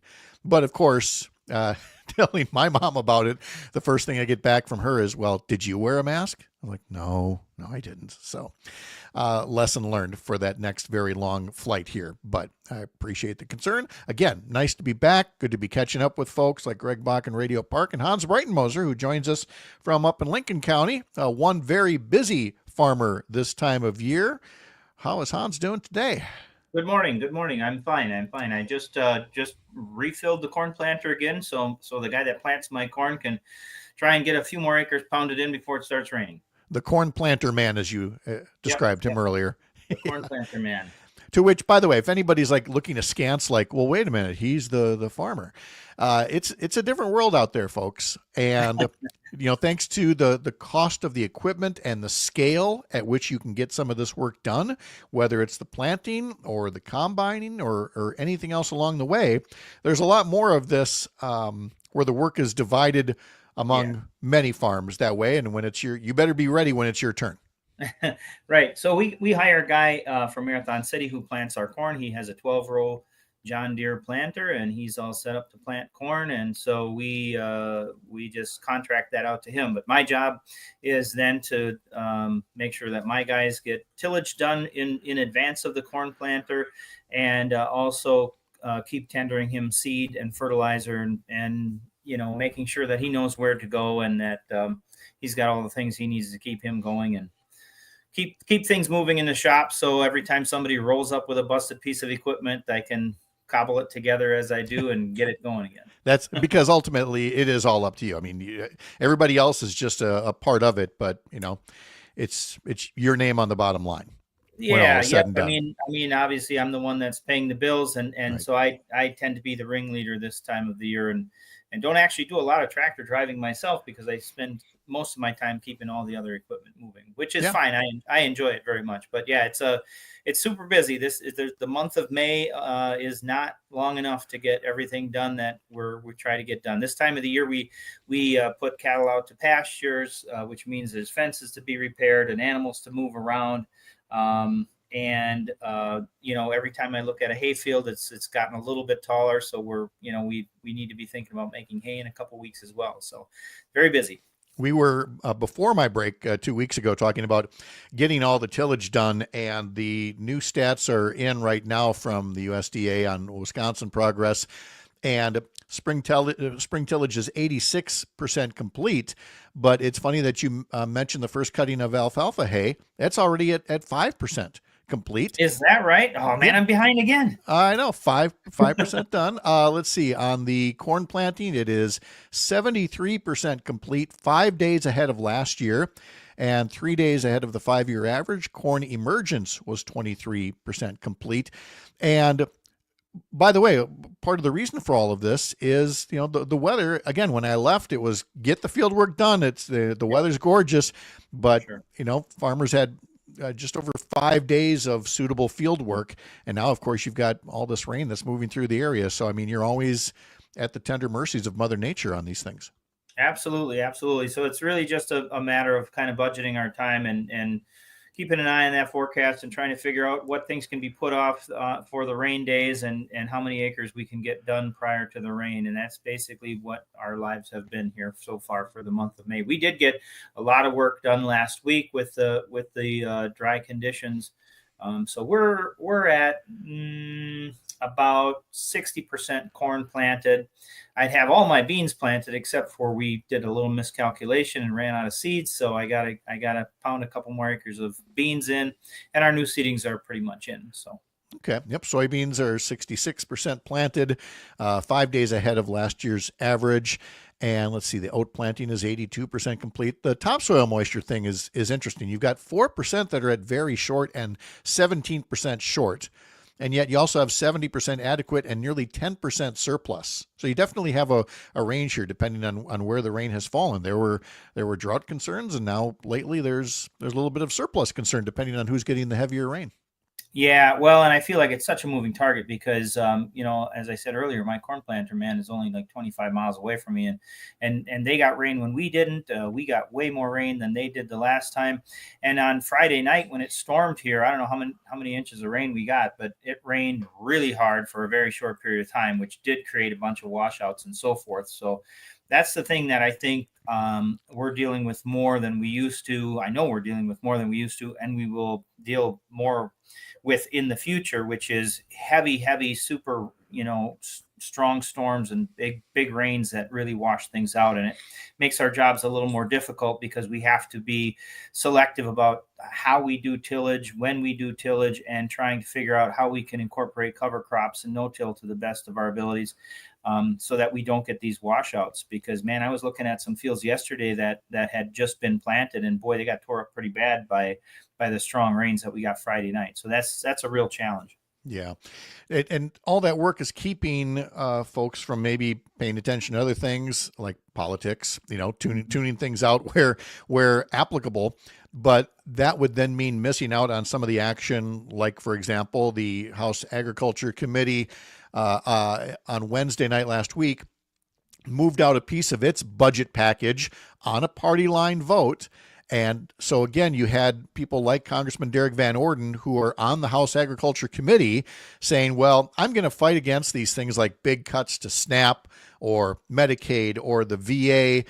And in the case of the agricultural provisions, you had Derek Van Orden voting right along with all the other Republicans. Now, for the farmers, and this is from a story at aginfo.net, it says, farmers would see better reference prices, a broader band of protection levels under commodity and insurance programs, and see the payment limit for farm programs increased. However, the bill would also shift food assistance spending to the states to make up for coming federal cuts to those programs like SNAP and others. And so, Hans, I look at that and my first thought is that some folks in the farm community are going to say, well, I guess as long as my payments or my prices are okay, they're going to do what they're going to do. But, big cuts in SNAP, that's not going to be good for farmers, not to mention all the families that rely upon it. Yeah, well, and you got to remember that as more and more poor public policy comes out of Washington, you're going to have more rural areas struggling. And some of the people who are the beneficiaries of SNAP and so forth do live in rural areas. So this affects our friends and neighbors. And, historically, the Farm Bill was this marriage between urban and rural, consumer and producer. And that's how the legislation got done. And I'm not suggesting that it wasn't cumbersome and tedious and messy sometimes, but it got done. And now we've got politicians that can't manage to even produce anything for a couple of years past time when it's supposed to be produced. So again, I just keep coming back to, that Washington is only as good as its participants, and we've got some real dandies there these days. That's definitely one way to put it. And again, far from a done deal, because you had in the House version, you're looking at some $290 billion in SNAP cuts. But over on the Senate side, Republicans their initial plan cuts only $1 billion from the SNAP program. Now, again, $1 billion is still, a big number, but $1 billion in cuts versus $290 billion in cuts, there's still a lot of room there for disagreement. So all of this is far from a done deal. But I bring it up, people say, well, then why are we talking about this? The notion that we have people in Congress right now that think that we're not going to notice cutting $290 billion from food assistance, and that's not money going into any American's pocket unless you're a billionaire. This isn't like some kind of savings. This is all to pay for tax cuts for the very rich, unless, Hans, and we've seen this before, if you can give just enough of a temporary tax cut to farmers and others in the middle class to make them feel like, oh, I guess I'm a winner out of this, when it's not. It's all about paying for tax cuts for billionaires. Exactly. And that's the problem. And, we've had this conversation before. I think a lot of farmers and small business owners sort of put themselves in the same bucket as the billionaires that are getting these tax cuts and so forth. And we're just not. I mean, we're just not. We have way more in common with the people who we employ and our neighbors in our own community than we do with the billionaires who are actually benefiting from this. And, you talk about 290 billion. I mean, some of these numbers are so far beyond a normal person's ability to comprehend. But isn't it interesting that number is, in the same neighborhood as the net worth of the richest man in the world, who also has influence on our politics these days? I mean, if that doesn't scream this system is broken and needs to have some change and have different people in these offices to call this BS out, then I don't know what does. Here's the thing. The ranking member on the committee is Angie Craig from Minnesota. And she notes that set aside the $290 billion and everything about, oh, we've got to make all these cuts because these people are milking the system. The average SNAP benefit is $6 a day. Mm-hmm. And for $6 a day, you're talking about rolling back the largest anti-hunger program in national history, something that has worked. But to, again, say, well, some people are cheating on it. Again, we're throwing the baby out with the bathwater to say that a few people that are cheating on the program means you throw out this thing that has done more to alleviate hunger in this country while also helping the producers of food, the farmers, than anything else out there. Angie Craig said, you don't build a life on SNAP. You build a bridge to the next paycheck, the next opportunity, the next moment of stability. That's what this is supposed to be about. And that spirit of that has completely been lost in Washington these days, Hans. Absolutely. And what's troubling to me is that, when the right comes out with this nonsense about all this waste and fraud, then the mainstream media picks up on it and everybody picks up on it as if it's the truth. And so, and it's, once again, it's the big lie. Let's create a problem that doesn't exist and then go after and attack it. And it's just nonsense when all it comes down to is providing another tax break to people who just don't need them. And it's going to have an impact on rural economies. When you change programs like that, it is going to have an impact, especially in light of the fact that some of the people who are, losing their jobs over with these USDA cuts and so forth, they're going to be the newly poor that are going to be relying on some of these benefits. So I just don't understand, what problem are we trying to solve here? Because waste and fraud, while there might be some, it's very, very small compared to what they're saying. It's a great mystery. Coming up at 8 o'clock hour, Chad Holmes and Dan Shafer here on the Civic Media Radio Network.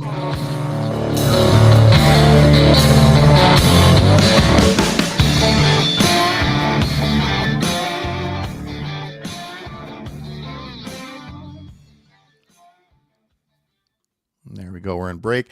And that, again, I know I've maybe mentioned it once or twice, but it's a bit of an awkward throw now at 7:49 because some of the local stations cut away for local news. So you hang around, but I just don't say goodbye there like I normally would. Sure. So anyway, all right. So this is a 3-minute break, and then we'll go up until 7:59, and then we'll get you back to work. So all right, sounds good. Okay.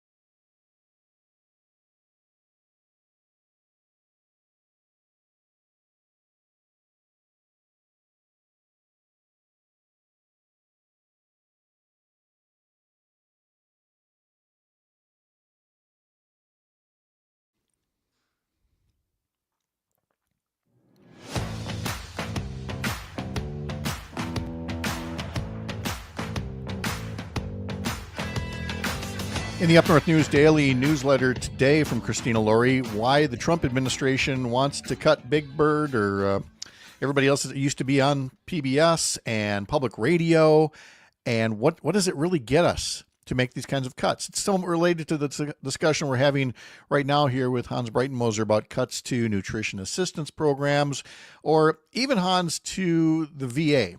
And one of the stories they came back to was noting that, again, talking about Western Wisconsin Congressman Derek Van Orden, again, asked at a U.S. House committee hearing last Thursday, so when are we going to cut the VA? And again, this is a former Navy SEAL, and he is trying to make the case that the VA has become top-heavy with bureaucrats outnumbering doctors. And he also blamed the PACT Act, which is something that Senator Tammy Baldwin championed for veterans who were exposed to toxic substances during the course of their service. And so Van Orden says, so when are we going to cut the VA? And I hope you do, sir. Because again, it's this whole notion of whether it's SNAP or the VA or anything else, they like to claim they're targeting all this waste, fraud, and abuse when we know better. Yeah.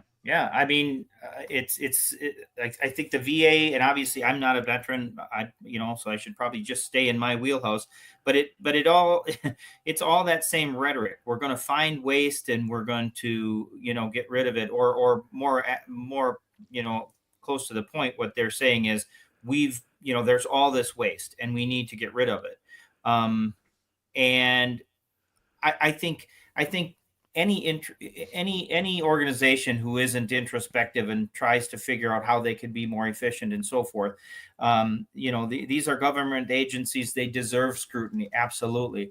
But we've been sold a bill of goods. We've been sold that these things are only wasteful, always wasteful, and it's the same, stereotype of bureaucrats who don't do anything and so forth that we've been hearing from the right for years and years and years without any actual basis in fact. You're always going to find anecdotal evidence of anything that you look for. But again, all of this it comes down to trying to come up with tax breaks for uber wealthy folks. And all of it is just an absolute disregard for how the economy actually works, which is to say, when you plant seeds in the ground, you get money close to the ground, that those dollars grow exponentially.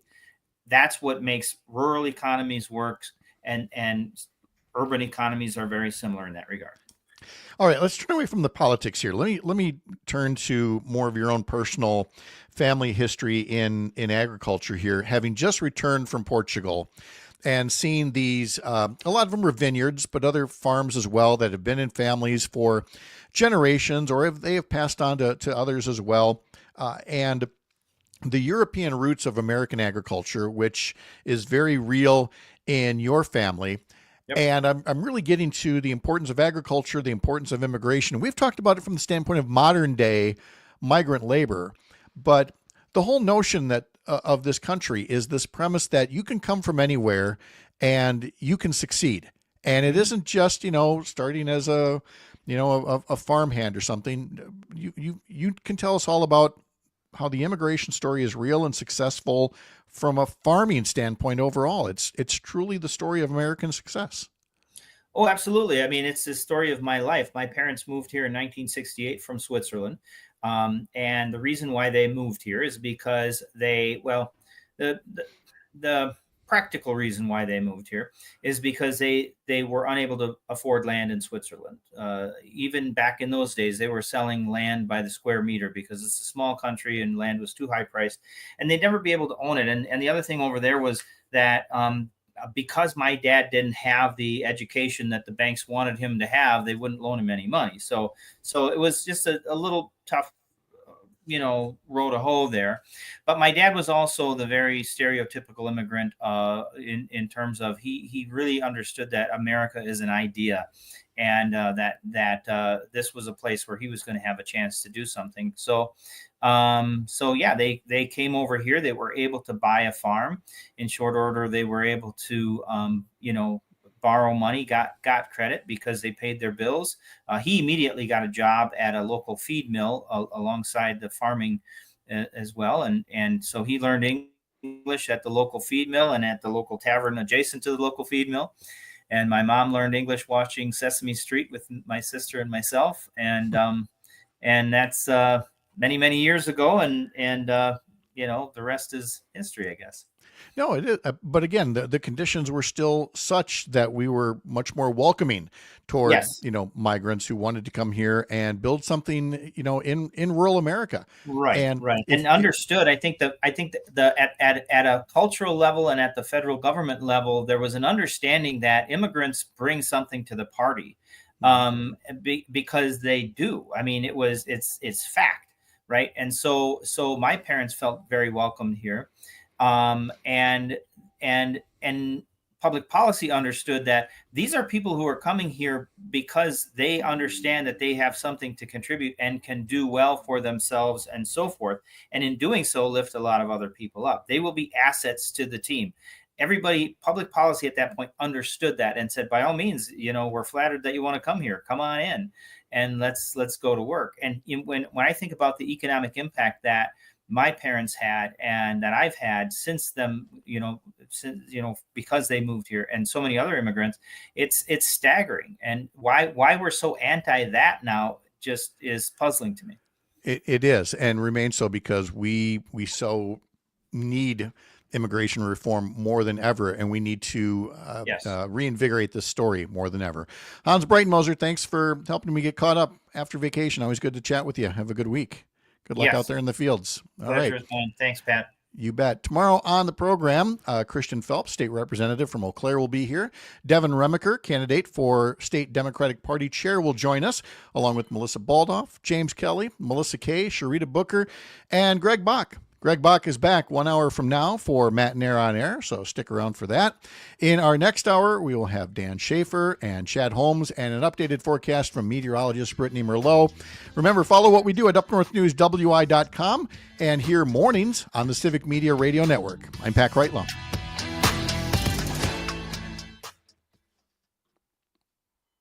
Oops. Still getting used to how all these buttons work when I push them. Get them just right. There we go. Okay. Buttons. All Buttons. right. So many buttons. All right. Thanks, Hans. I really appreciate it. Thanks, guys. Be All right. good. We'll talk. Bye, Hans. Take it easy. Bye. Adios. Adios. That's right. Okay. So, Mr. Davison. Yeah, I totally whiffed on when you said Davison in the doc. I'm like, wait, Aaron Davison? I don't know a lot of Davisons. I'm like, oh, Sam. All right. Oh, and did Parker start yesterday or today? Parker starts tomorrow. Parker starts tomorrow. Okay. Mm-hmm.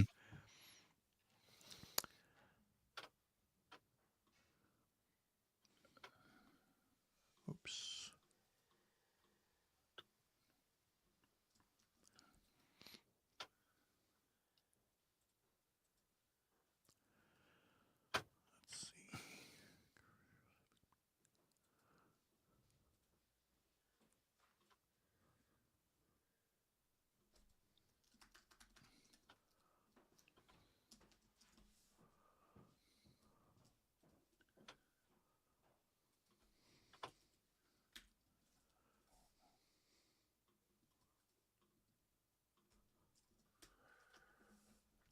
Okay, that's that.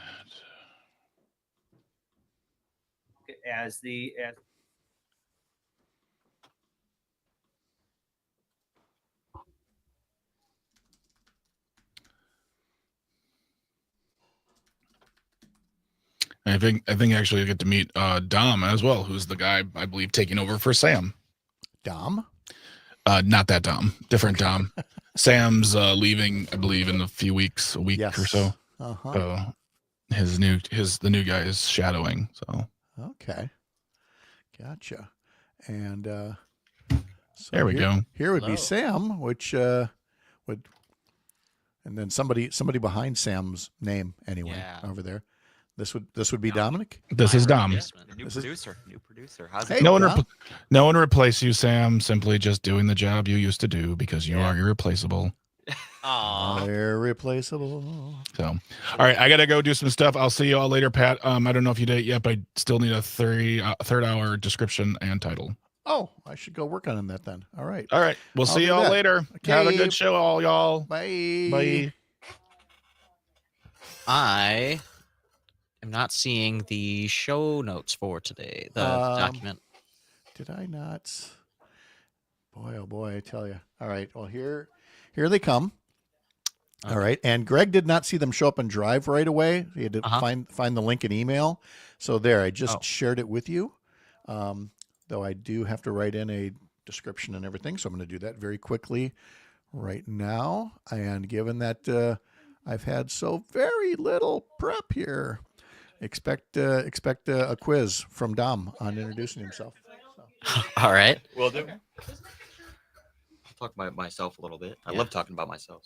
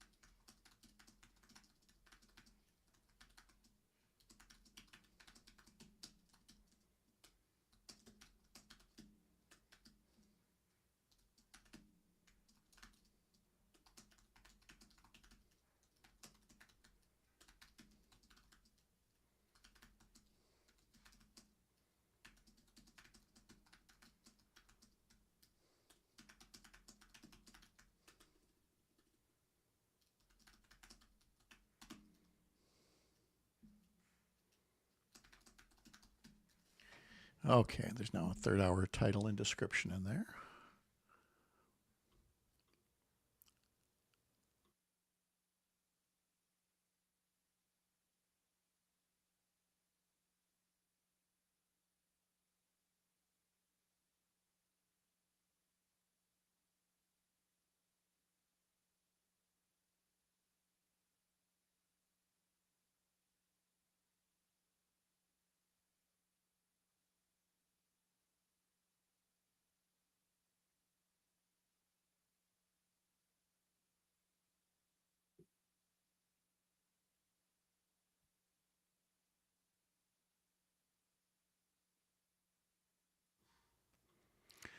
Hey, Brittany. Hey.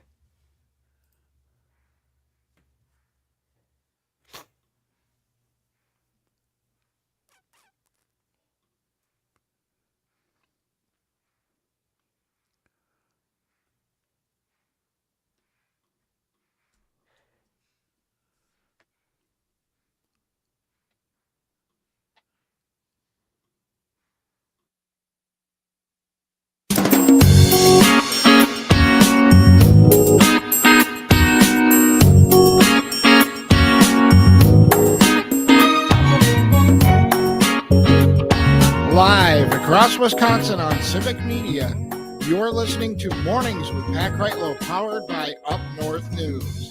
Now, from our Lake Minnesota studio, here is the founding editor of Up North News, Pat Kreitlow. Well, good morning. It is 8:06. Nice to have you here up north on this Tuesday morning, May 20th. That feels like a Monday for some of us who are on vacation and are getting back into the swing of things, but nice to have you along. Greg is back in an hour. Sam Davison is on the board with us right now and has brought a friend because, as the saying goes, when one Dom closes, another one opens. And that's what we have happening here with a new producer by the name of Dom. But first, we got to say hi to Sam. Sam, good morning to you. Hello, Pat. Glad to have you back. Thank you. It's good to be back. Not so much for the listeners who are going, God, this guy needs some sleep, but maybe Goofy Pat after a transatlantic flight isn't the craziest thing we've had on our radio station here. And so you're doing a little training in. You've got somebody right there at your right hand That's side. right. Yeah, I'll be gone in less than 2 weeks, which is crazy to think about. I know we talked about that right before my trip, that you're going to be looking to pursue a teaching career. Yeah, that's right. We'll see if I can wrangle the kids or not. But this fall, I'm going to be a substitute teacher. This fall already? Yep, and then student teaching next spring, and hopefully a year from this fall, being an actual, real, full-fledged teacher. We'll see about Social how it studies goes. and civics, right? That's right. That's right. That's awesome. All right. And so tell us more about the person that could never replace you, well, unless they do a better job. Well, I think he should tell us a little bit about himself. This is Dom Lee here. I'll Hello, introduce Dom. myself. How's it going? How's it Good. going? Yeah. I'll tell you a little bit of history about Dom. So I Does Dom speak in the third person all the time, or is this yeah, just Dom normally Dom. Okay. This is kind of a new thing for Dom, but I think Dom is starting to enjoy it. So, but yeah. So a little history. I am from Frankfort, Illinois. So I'm about 2.5 hours away from here. And then I just recently graduated 3 days ago at the University of Wisconsin Oshkosh. Go Titans. Hey, okay. Yeah, and so now I just moved here 2 days ago, and I'm currently just sleeping on the floor in my new apartment. My back is killing me right now. But Wow, this is a true rags to fewer rags story so far. yeah, rags, even less rags. Yeah. Well, I mean, I would say riches, but you chose radio, so here you are. But with a little hard work, and 40 years later, you two could be taking trips to Portugal and counting the days to retirement. But for now, you're young, you're hungry, quite literally hungry and uncomfortable, but willing to learn, and that's the part we like best. Yes, and I gotta thank Sam. He's been very helpful these past 2 days. So I'm happy to help. Thank you. And again, you can tell Dom, quick learner, sucking up is a very important part of getting ahead in radio. Exactly. I've been doing that for. Ask the people that we're bringing on here right now, the talented and wonderful meteorologist Brittany Merlot, and a personal hero to me, Chad Holmes. It's these kinds of compliments that this radio station and this business is built off of, because Lord knows it's not built off the paychecks. It's just the fun and the respect around here. Brittany, how are you? I'm doing pretty good. Excited to have Dom on board. I'm also from Illinois, so that's pretty cool. And trying to Okay, well, enough of that. Chad, you're not from Illinois by any chance, are you? Nope, I have been Wisconsin through and through. Okay. I'm sorry, Brittany. You were saying something before you lost me with the Illinois comment. It's okay. It's okay. I traded Illinois as well, so I don't blame that reaction one bit. I love Wisconsin. That's why I've been here the past 10 years. Now, again, I won't tell the whole story again, but there's a reason why this boy, born and raised in the Twin Cities, married a nice farm girl from Wisconsin and has never looked back. I grew up with a Minnesota Vikings team that lost, 14 Super Bowls in the 1970s, which is a pretty big thing to do over a 10-year period, but it certainly felt that way. And yeah, I'm not turning back. Wisconsin through and through, Brittany, just like you, just like Chad is, all the way to his roots. That is exactly right. Okay. But that includes, the weather, which isn't the picture postcard stuff I had in Portugal these past 10 days, but we'll certainly have to endure it to get on to the next batch of good days. But first, Brittany, however you want to describe this. I was using a big blob of rain earlier. That's kind of what. Yeah, right. It's just going to be moving. And I mean, it's already spreading from Eau Claire into Madison, all the way to Milwaukee now, and it's going to just keep lifting north. So some moderate rainfall, heavy at times, especially south, and some thunderstorms are expected too. So don't be shocked if you hear some rumbles of thunder. None of these are expected to be severe, but of heavier downpours kind of mixed in there too. Plus, this is a huge system. It's got some feisty winds with it. We're seeing gusts around 40 to 50 miles per hour throughout the afternoon today. This is putting wind chills on top of our already cooler temperatures that are about 20 degrees below average. So we're going to be sitting in the mid 40s to mid 50s today, and those wind chills are going to make us really feel about 30 degrees to 45 degrees. So it's kind of crisp out there. You're going to need to bundle up, and you're going to need to stay dry. Grab that umbrella because the rain isn't quitting today. We are looking at a good 1 to 2 inches, especially for areas south from La Crosse to Sheboygan and south. Up north, probably about a half an inch or so. So some flooding concerns could sneak up on us, from localized area urban flooding to those rivers rising in the next few days. Ooh, something to watch out for, including in the greater Tigerton area, where Rob reminds us on YouTube. Born and raised in Tigerton, Wisconsin. Woohoo! And don't get me wrong, it's good to be proud of your roots. I've just been spending a lot of the show talking about getting out of your zip code now and then and seeing more of the world, whether you're settling down in a new place like you did and I did and Dom is doing, or just getting the traveling in. It's such an important part of life. I agree with you. It's a huge world, and it's cool to meet all the different people and see all the different things going on. But yeah, Wisconsin's the best. There, see? Unabashedly so. Thank you, Yes. Brittany. Appreciate it very much. Chad, again, you've got the roots here, but you've been around, mostly at softball fields and hockey rinks and things like that, but you've been around. I lived in California for about a year and a half. That's Okay. the only time I've been outside Wisconsin. Lived right in Hollywood, which was kind of fun. You walk out the door, you look to the left, you can see the Hollywood sign. Really? Yep. I had a couple of my best friends from high school who lived out there, and then back about 25 years ago, one was moving to another place, and one other was looking for another roommate, and I was sort of restless at the time and said, "Why don't you come out here for a while and see what you can make of it?" And I went out there, and I got a lot of debt, and then I came back. That does happen. That was our. But I don't regret it. I don't regret it. It was an interesting time, and it is good to take a chance once in a while. Yeah, exactly. I wanted to take our final 5-6 minutes here together during your regular visit with us to talk a bit about you being much more public on a recent Facebook post and on the radio as well, to remind those of us men of a certain age, not the young whippersnappers back at our control center there in Madison, but of a certain age, that there are healthcare concerns that are so easy for us all to take for granted, but we do so at great personal risk. And I really want to salute you for going, hey, let's not be putting off that colonoscopy any longer. I wasn't going to say anything actually, and because like last 2 days, and normally I have stuff on the socials, because with the radio and the high school sports, I try to keep very active and promote things and let people know what's going on. But Sunday and then yesterday really wasn't. I didn't have anything on, because yesterday afternoon I went to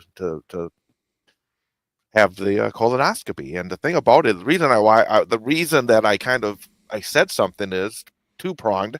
Number one, I had waited too long. I'm 54 years old now, and I should have had this done previously.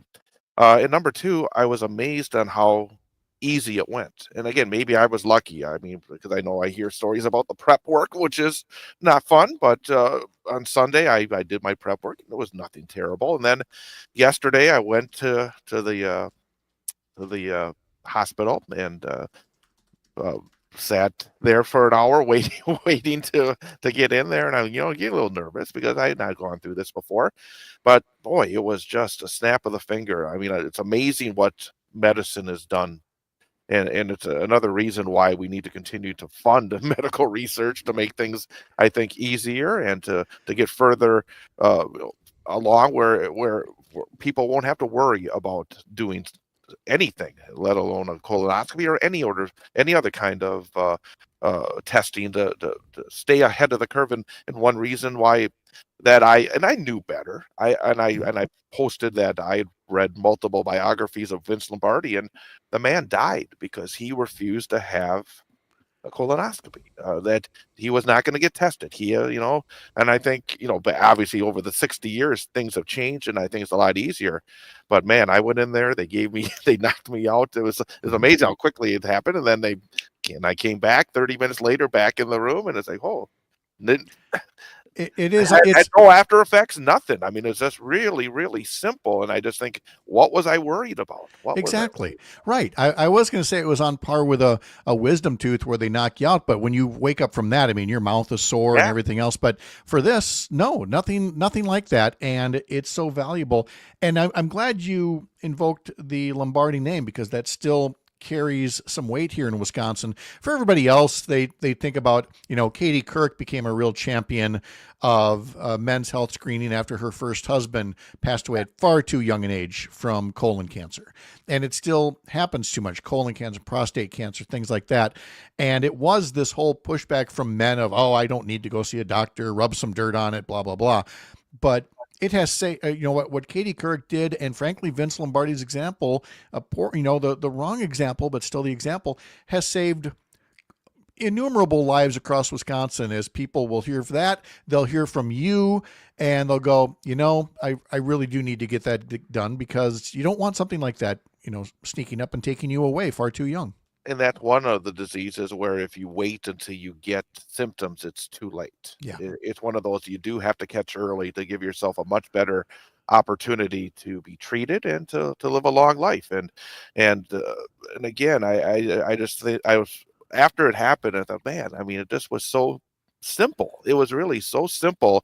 And they found one polyp and they're testing it, but they said it's really nothing to be worried about, and but at the same time, if there's something, at least it's caught early, and then you go take those next steps. So again, I was just amazed, and I'm amazed by modern medicine. I mean, yeah. I mean, it's just amazing that what they're able to do, and for us to not take advantage when you do have this opportunity to stay healthy for a much longer period of time, and again, find something early, and then it's a lot easier in the treatment if you find it earlier as well. So I just wanted to say that, hey, if you've been worried, and I pushed it off way too long. I mean, that's the bottom line here too. I mean, I should have been tested at least 5 years ago. I mean, it's just craziness that I haven't been. So I hope people do, maybe if they think about it a second time, and do it. I mean, again, it was really, really simple. Yeah, don't put it off any longer, folks. Chad Holmes, thank you for sharing. I know it's personal stories. Some of us love doing that. Others, it's a little tougher for, and I appreciate it very much, Chad. We'll talk to you again real soon here. Welcome back. Thank you very much. Coming up tomorrow on the program, State Representative Christian Phelps and State Democratic Party Chair Devin Remaker. We'll talk to all the State Party Democratic Chair candidates yet before the week is out here on Mornings across the Civic Media Radio Network. I'm Pat Kreitlow.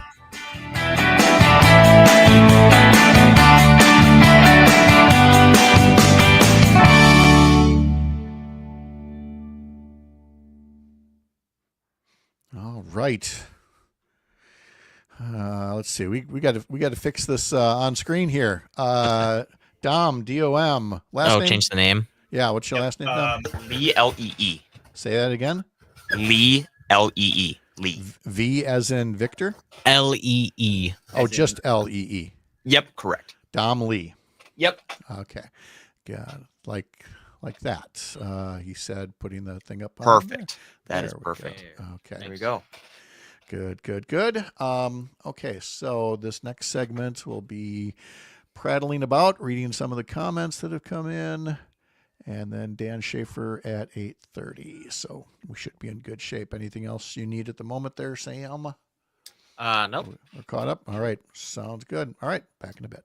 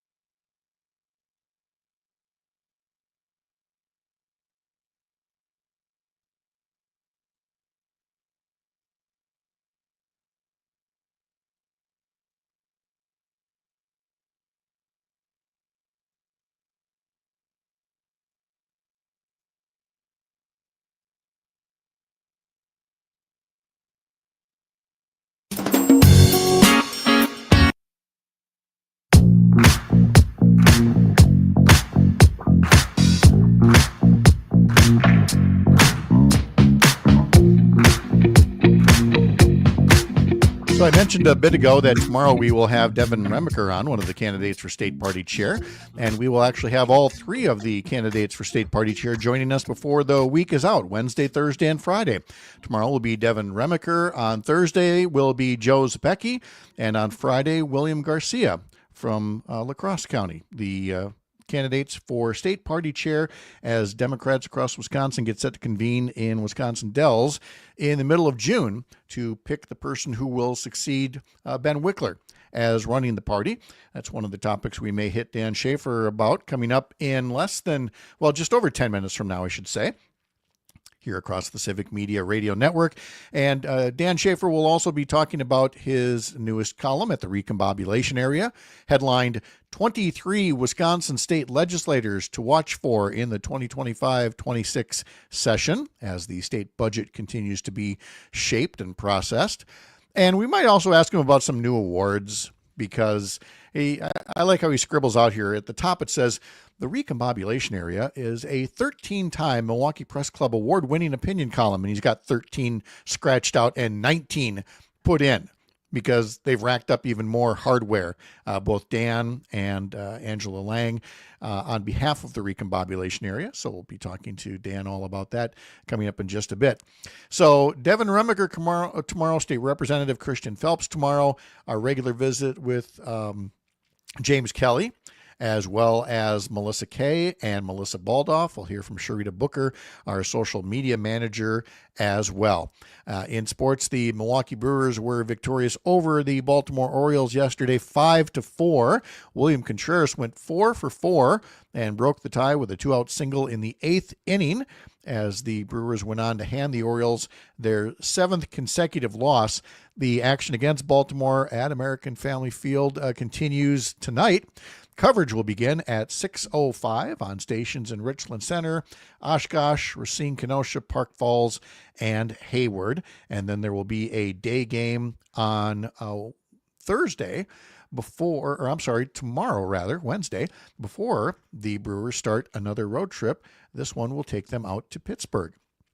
We've had a theme this week about travel and also coming back home to Wisconsin or making Wisconsin your home, to which there's one comment from Northern Light Webcasting on YouTube that says, Pat, travel is wonderful, but not as wonderful as sleeping in your own bed when you get home. Amen to that. I slept like a baby last night, not just because of the long day of travel, but being back in my own bed. And there are some hotels, there's one hotel chain that we frequent, in part because they've really put a priority on comfortable beds, comfortable pillows, linens, and all that. But traveling around Europe and the places where we were in Portugal, those are the times where, again, the scenery is great. The food is nice. The people are wonderful. The views are lovely. We were in the Douro Valley, the home of, port wine, where all the grapes are stomped in some cases and processed into various ports that we tried. All great stuff. But yeah, being back home, absolutely is nothing like it. Tony writes on YouTube, from Ohio originally, and I love Wisconsin so much more. Alicia writes, born in Texas and raised in the Fox Valley. And let's see, who else do we have here? More about colonoscopies here. Alicia says, a friend of mine had a colonoscopy at 30 because his dad passed from cancer in his 30s. And Cassandra also talking about the prep work and having it done. Again, as she writes, more people are being diagnosed with colon cancer in their 30s. And the thing about that, having that colonoscopy done, whether it's in your 30s or for a lot of people turning 50 is the benchmark, at least you set a bench line. It's not that they're necessarily going to find something the first time through, but there is this baseline set. Maybe they find a polyp, maybe they don't. Maybe everything is clean as a whistle and you can go, several more years before your next test. But you have to have that baseline set up first so that your doctors are looking and saying, this has changed from that time. This is different. This is worse. This is something that we need to continue to monitor. And so I cannot again stress enough the importance of getting these things done, getting these checkups. And it's not something that's necessarily easy for Chad or anybody else to talk about. And let's face it, the part of the buzz about Katie Couric having a colonoscopy done on live TV back when she did shortly after her husband passed away, wasn't just because her husband had passed away, but because it was not the kind of thing people want to talk about because of the delicate nature of how a colonoscopy is performed. But we need to confront those things. We need to confront healthcare issues. We talked about this with mental health as well, that we need to be able to talk about that, especially in this Mental Health Awareness Month, and not attach a stigma like, oh, we don't talk about these things. We should talk about anything that gets people off their butt, no pun intended, and gets into the doctor's office and sharing histories or sharing feelings or sharing records, as the case may be, so that, again, we get the care that we need. And then that gets us into coverage, and I'm not even going to take a lot of time on the coverage here because what have I been saying all morning? Having been in Europe, I'm coming back with that perspective of here are the things that we're still missing out on. And one of those things is healthcare coverage for everybody. And yes, you'll talk about waiting periods or you'll talk about taxation. But when you talk about quality of life and you talk about outcomes, you have to be asking yourself, why is this still a thing after 40 plus years? That we're talking about trying to get healthcare access to everybody in this country and not just demonizing the poor or demonizing migrants or whatever the case may be. Let's get this done. Stop being sidetracked by silly distractions in political commercials and support the people who want to support us through healthcare coverage for everybody. Dan Shafer is going to help me talk about recent election results in Europe, about how Trumpism isn't going so well in other countries that don't have a Trump, here on the Civic Media Radio Network.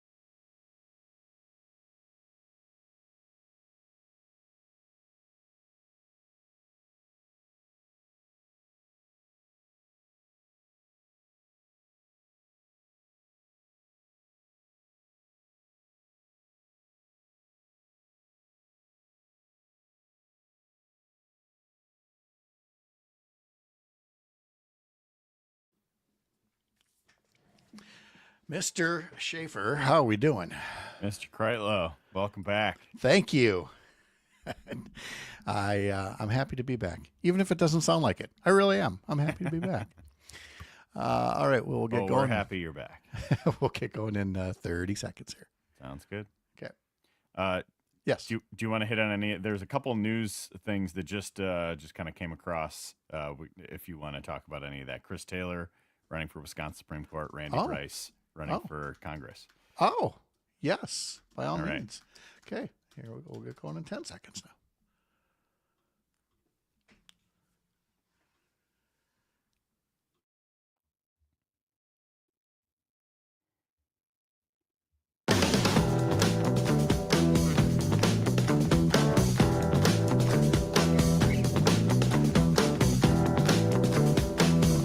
Back now at 8:35 on this Tuesday morning, May 20th.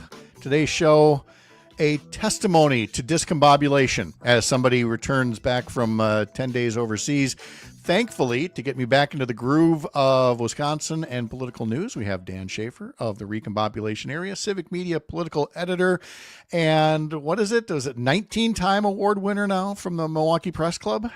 You got it. 19-time award winner. We had a good night last week at the Milwaukee Press Club Awards dinner.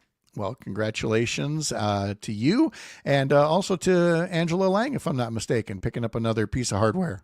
Yeah, and she won the gold award too. She beat me in the category we were both in for best single editorial.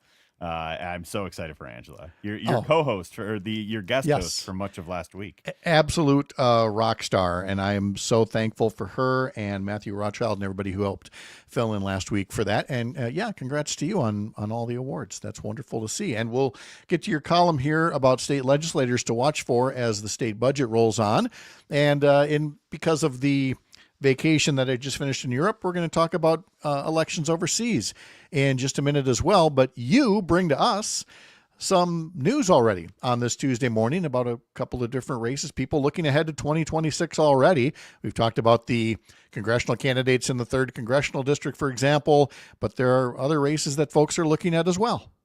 Other races as well. We don't have that much time between campaigns here in Wisconsin, do we? Never. But announced this morning via press release, Judge Chris Taylor, a Wisconsin Court of Appeals judge and longtime former Wisconsin state representative, Chris Taylor announced that she is running for Wisconsin Supreme Court in the 2026 spring election. So as we all talked about in the run up to the spring election this year, that one kicks off a run of 5 consecutive years where there will be a race for Wisconsin Supreme Court on the ballot in the spring election in Wisconsin. Rebecca Bradley is her 10-year term is up, so it will be a contested race to see if she formally announces that she will run again. I think she has signaled that she wants to, and then we have the announcement today that, again, Wisconsin Court of Appeals Judge Chris Taylor running for Wisconsin Supreme Court.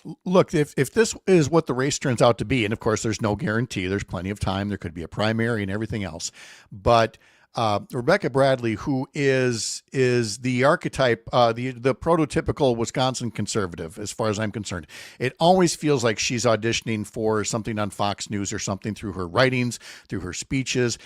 There is no shortage of information pointing out just how extreme she is on the right.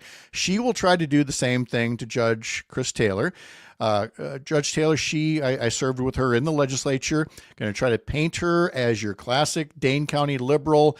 But I'll tell you something, between what Bradley's record looks like versus what Chris Taylor can bring to the race, I mean, it is going to be a mega battle. I don't want to over promote it, but I don't think that's impossible to.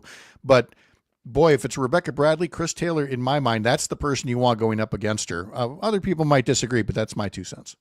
Yeah, that would be quite a campaign. And like you said, Rebecca Bradley, I think it's fair to say that she's probably clearly the most far-right member of the current makeup of the court, of the 3 conservatives who were there. Brian Hagedorn certainly has been kind of the most moderate of the 3, been a swing vote in a number of occasions since he won in 2019. Annette Ziegler, now former Chief Justice, Annette Ziegler, and Rebecca Bradley, probably the two most far to the right. And I would, like you said, Bradley, she's always seems like she's talking like she's, like you said, auditioning for Fox News, or she has some really wild phrases and points that she'll make in various dissents and in decisions and whatnot. So yeah, we just ended the election season for a Wisconsin Supreme Court race in Wisconsin just a few weeks ago, and here we are looking at another announcement in the inbox from the press release. So well, here we go. We can't really take too many plays off here in Wisconsin. No. Why do you think I took the trip when I did? I had to get out before the next batch of races, which, by the way, the inbox doesn't just have that from Judge Chris Taylor for a Supreme Court, but now we've got Randy Bryce jumping in as well. Yeah, Milwaukee Journal Sentinel reporting this morning that Democrat Randy Bryce is running for Congress once again. He lost in 2018 when he ran against was it against Paul Ryan at the time? I think it was. Time is a flat circle and all that. I don't remember exactly what it is. But Bryce making another run in the 1st Congressional District. He would be going up against Brian Stile, who has frankly overperformed in a couple election cycles in a row to be reelected in his in the 1st Congressional District in the southern and southeast parts of the state. Yeah. Coming back to the Supreme Court race here, Tony writes, if Rebecca Bradley talks crazy enough, there might not be a race. Trump might put her on the U.S. Supreme Court. I mean, you just never know.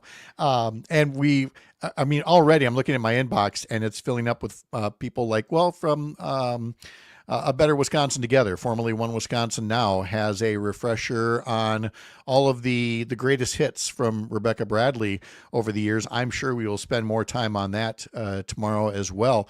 So we're already talking about elections for next year across Wisconsin. But I did want to take advantage of having been traveling this past week and a half to talk about elections elsewhere, because there were elections in Poland and Romania, which, again, nobody's supposed to know that, but I bring it up because much like Canada a few weeks back, there was this feeling like, Trump has won, so Trumpism is on the rise. Right of center candidates had been winning around the world in the year leading up to 2024. But it seems that ever since Trump got back into office and reminded us who he is, that since that time, the people who have tried to bring Trumpism to their countries, but their name isn't Donald Trump, it hasn't worked out so well for them. The far right party is trying to be ascendant in Portugal, where I just was, but they're still mired in 3rd place. And I mentioned the other countries before that. So it seems, Dan, like leading up to last November, we thought, the far right is just on the march everywhere. But it just seems like people just need to be reminded of Donald Trump actually in the Oval Office to cure people of that notion. I guess so. It's very interesting to see, all over the world. I think every Western democracy, there was some level of backlash election that happened in the post-pandemic, years there. And now the people are reminded of what Donald Trump is and what he does and how he operates in governing. That he is, been successful in 2 campaigns painting himself as the outsider, but once he's actually on the inside, things don't actually seem to go so well. Over and over again. Maybe those promises, we just saw the story over the weekend. He had finally admitted that people pay the tariffs and not just other countries. And so, it's just the rhetoric never matches the reality. And then, a certain level of, I think us political science dorks will call it thermostatic public opinion, snaps things back to the center in certain ways too. Well, it always seems like as well that at some point, the far right overreaches, and it's always tough to tell where it is. With Elon Musk, things were working well till he basically tried to brag about buying a Wisconsin Supreme Court seat. For George W. Bush, it was finally talking about privatizing Social Security. And people said, no, we're not going to stand for that. And now people are watching these Trump budget cuts and saying, wait a minute, this isn't the business reformer that we thought that we were getting. This is just a guy who's for all the billionaires. And I'm not saying it's necessarily going to happen to Trump, next year, but history tells us that that's probably where we should be looking toward as people go, this guy isn't what he promised. Yeah, it's such an interesting dynamic over and over again, that we see with Trump and Trumpism. Well, let's talk then a bit about breaking up the two-party system that we have here. In many ways we have, in that you have a Republican Party that has been taken over, at least for the moment, by the far right, by Trump and Trumpism, and moderate Republicans have felt pushed out. Over on the left side of things, you've got what you would call the Bernie AOC wing of the party. They are extremely disenchanted, what you would either call moderate Democrats or the consultant class, or however it's been denigrated in that way, shape, or form. But we still have just the two parties. Meanwhile, where I was last week in Portugal, they had national elections, but they had their third national elections in 4 years, because they've got about 10 different parties, and no single party can get a majority to control the government. And so you've got to form these little coalitions. And Dan, I find it fascinating, not that one is right and one is wrong, just this whole notion of people will not necessarily give you a clear mandate on election day. I mean, Wisconsin is like ground zero for that, given, how 50-50 we are. Yeah, all of our elections seem to be, at least on the presidential level, decided by less than 1%. 5 of the last 7 presidential elections decided by less than 1%. It would be so fascinating, though, wouldn't it, to have a multi-party democracy in the United States, to see what exactly, that would look like. You'd have kind of like, the America First Party as the Trump party on the far right. I think that would encompass a pretty significant chunk of the electorate, and you could go kind of like the never Trumpers that don't have a political home now, and then, like you said, and you go to the left, the moderate Democrats, center left, and kind of the more progressive wing of the party. It would be so interesting to have an election like that here in the United States. But I was working. We've just got the two parties. I was working really hard to try to figure out the differences in these parties in Portugal, and because there's multiple center right parties versus center left, and the one that I said is in third place right now, but ascendant. That one is just all about being anti-immigration, whereas there are center right parties that are pro-immigration. They understand the issue that you need immigration for this economy. You need immigration reform. On the left side, you had parties that just wanted to talk about climate issues, for example, whereas others were embracing what some would call the far left, that all healthcare is free and everything. It just goes to show there are many ways that you could, slice this onion, but we've just decided chop it in half, and you're on team red or team blue. And it's no wonder people feel so disenchanted with the state of politics these days. Yeah, I think in part that is why, Trump has been successful in kind of like, not really boxing himself into some of the norms of the traditional Republican Party that I think a lot of people didn't particularly like. Now, is he governing like that traditional Republican that people don't particularly like? Well, sure, he is, but he campaigned as something different, a change agent, maybe not, at least in rhetoric, not as extreme as some other on social conservative issues, things like that. But trying to, thread that needle, I think was at least in a campaign tactic sense. I think the Trump campaign was successful in that. Before we go to break, can you give me the 30-second version or less of the current column on state legislators to watch for?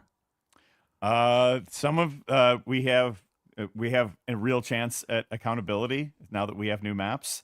And so these are the legislators in the most closely contested districts. These are the ones that are most vulnerable to having the voters boot them out of office next year. The next 2 months are probably the most important next 2 months that we have in the 2-year cycle in state government. So these decisions that are made now are going to be really important. So take a look at this list and see if your legislator is on it. Competitive elections. It's crazy to think we have them back in Wisconsin. We're talking to Dan Shafer. I'm Pat Kreitlow, and we're live from Lake Wissota on the Civic Media Radio Network.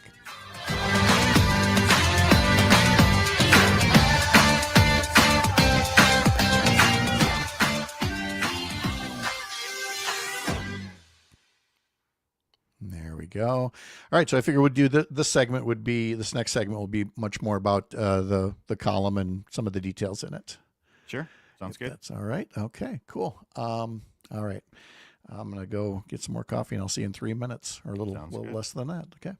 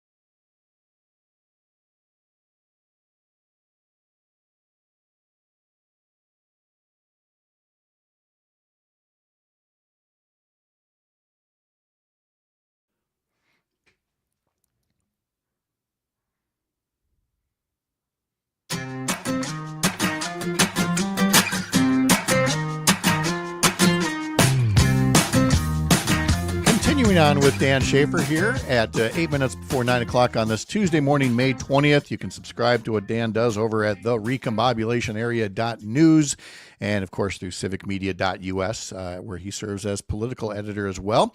So let's get into the new column that you posted over at the area about 23 Wisconsin legislators to watch for in this 2025-26 budget session. And before the break, we talked about them being in competitive districts. Was that your only or main criteria for writing these up, or is it more, was there something in there about, I don't know, either leadership qualities or them being, new and up and comers to watch, things like that?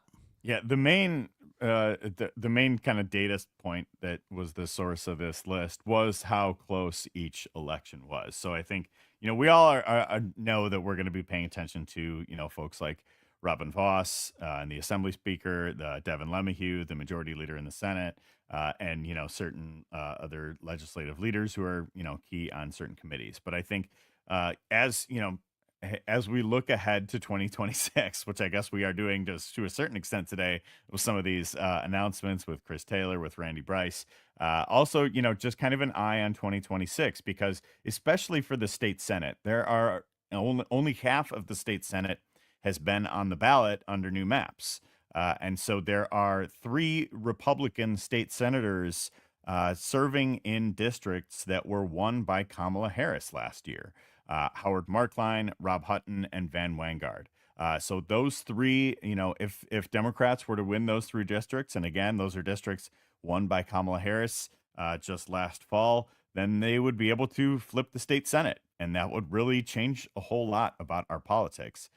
So I think it is important for us to watch what's happening with those three senators in particular, but also, the rest of the list here of the 23. I've got both Democrats and Republicans on here that are in closely competitive districts, and particularly on the Democratic side, as I look through, the assembly representatives who won some of these closer races last year, a lot of them are in their first term, right? You don't know exactly how things are going to play out in a legislator's first term.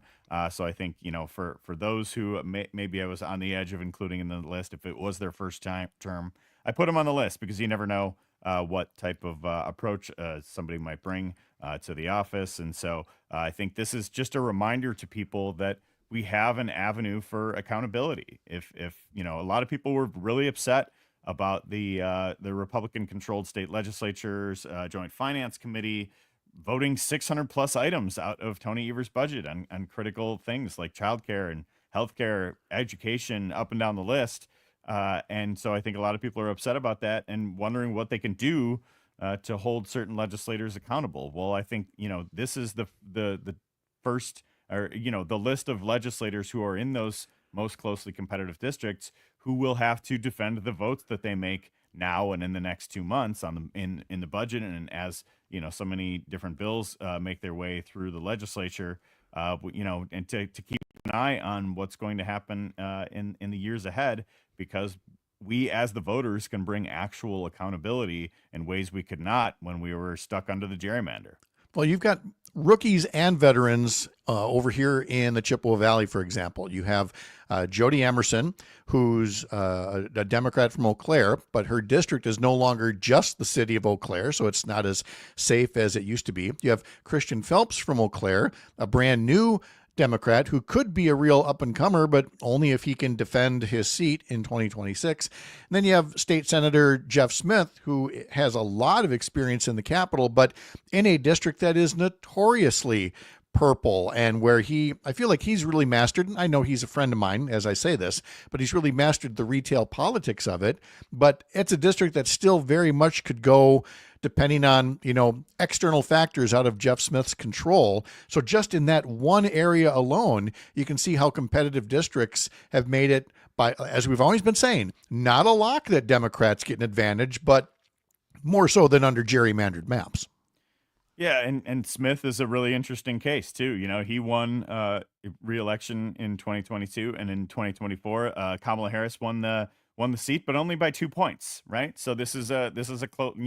If voters don't like what the Democrats are doing in the process, here's an opportunity for accountability there as well. And so and I think just the list more broadly really highlights a lot of what are so often the swing areas of the state. You have your neck of the woods in the Chippewa Valley, and the Eau Claire area is always going to be part of that. Western Wisconsin, there are many districts in Western Wisconsin on this list. La Crosse area, Fox Valley always emerges as a really important swing region. The Milwaukee area suburbs, there are a number of districts there. Again, I mentioned, Rob Hutton before. I think his might be the most interesting for next year on the map, because, this is a seat that Kamala Harris won by 6 points in the western suburbs in a rapidly shifting part of the area. And I've noticed that Hutton has posted a couple photos on his social media feeds with Tony Evers.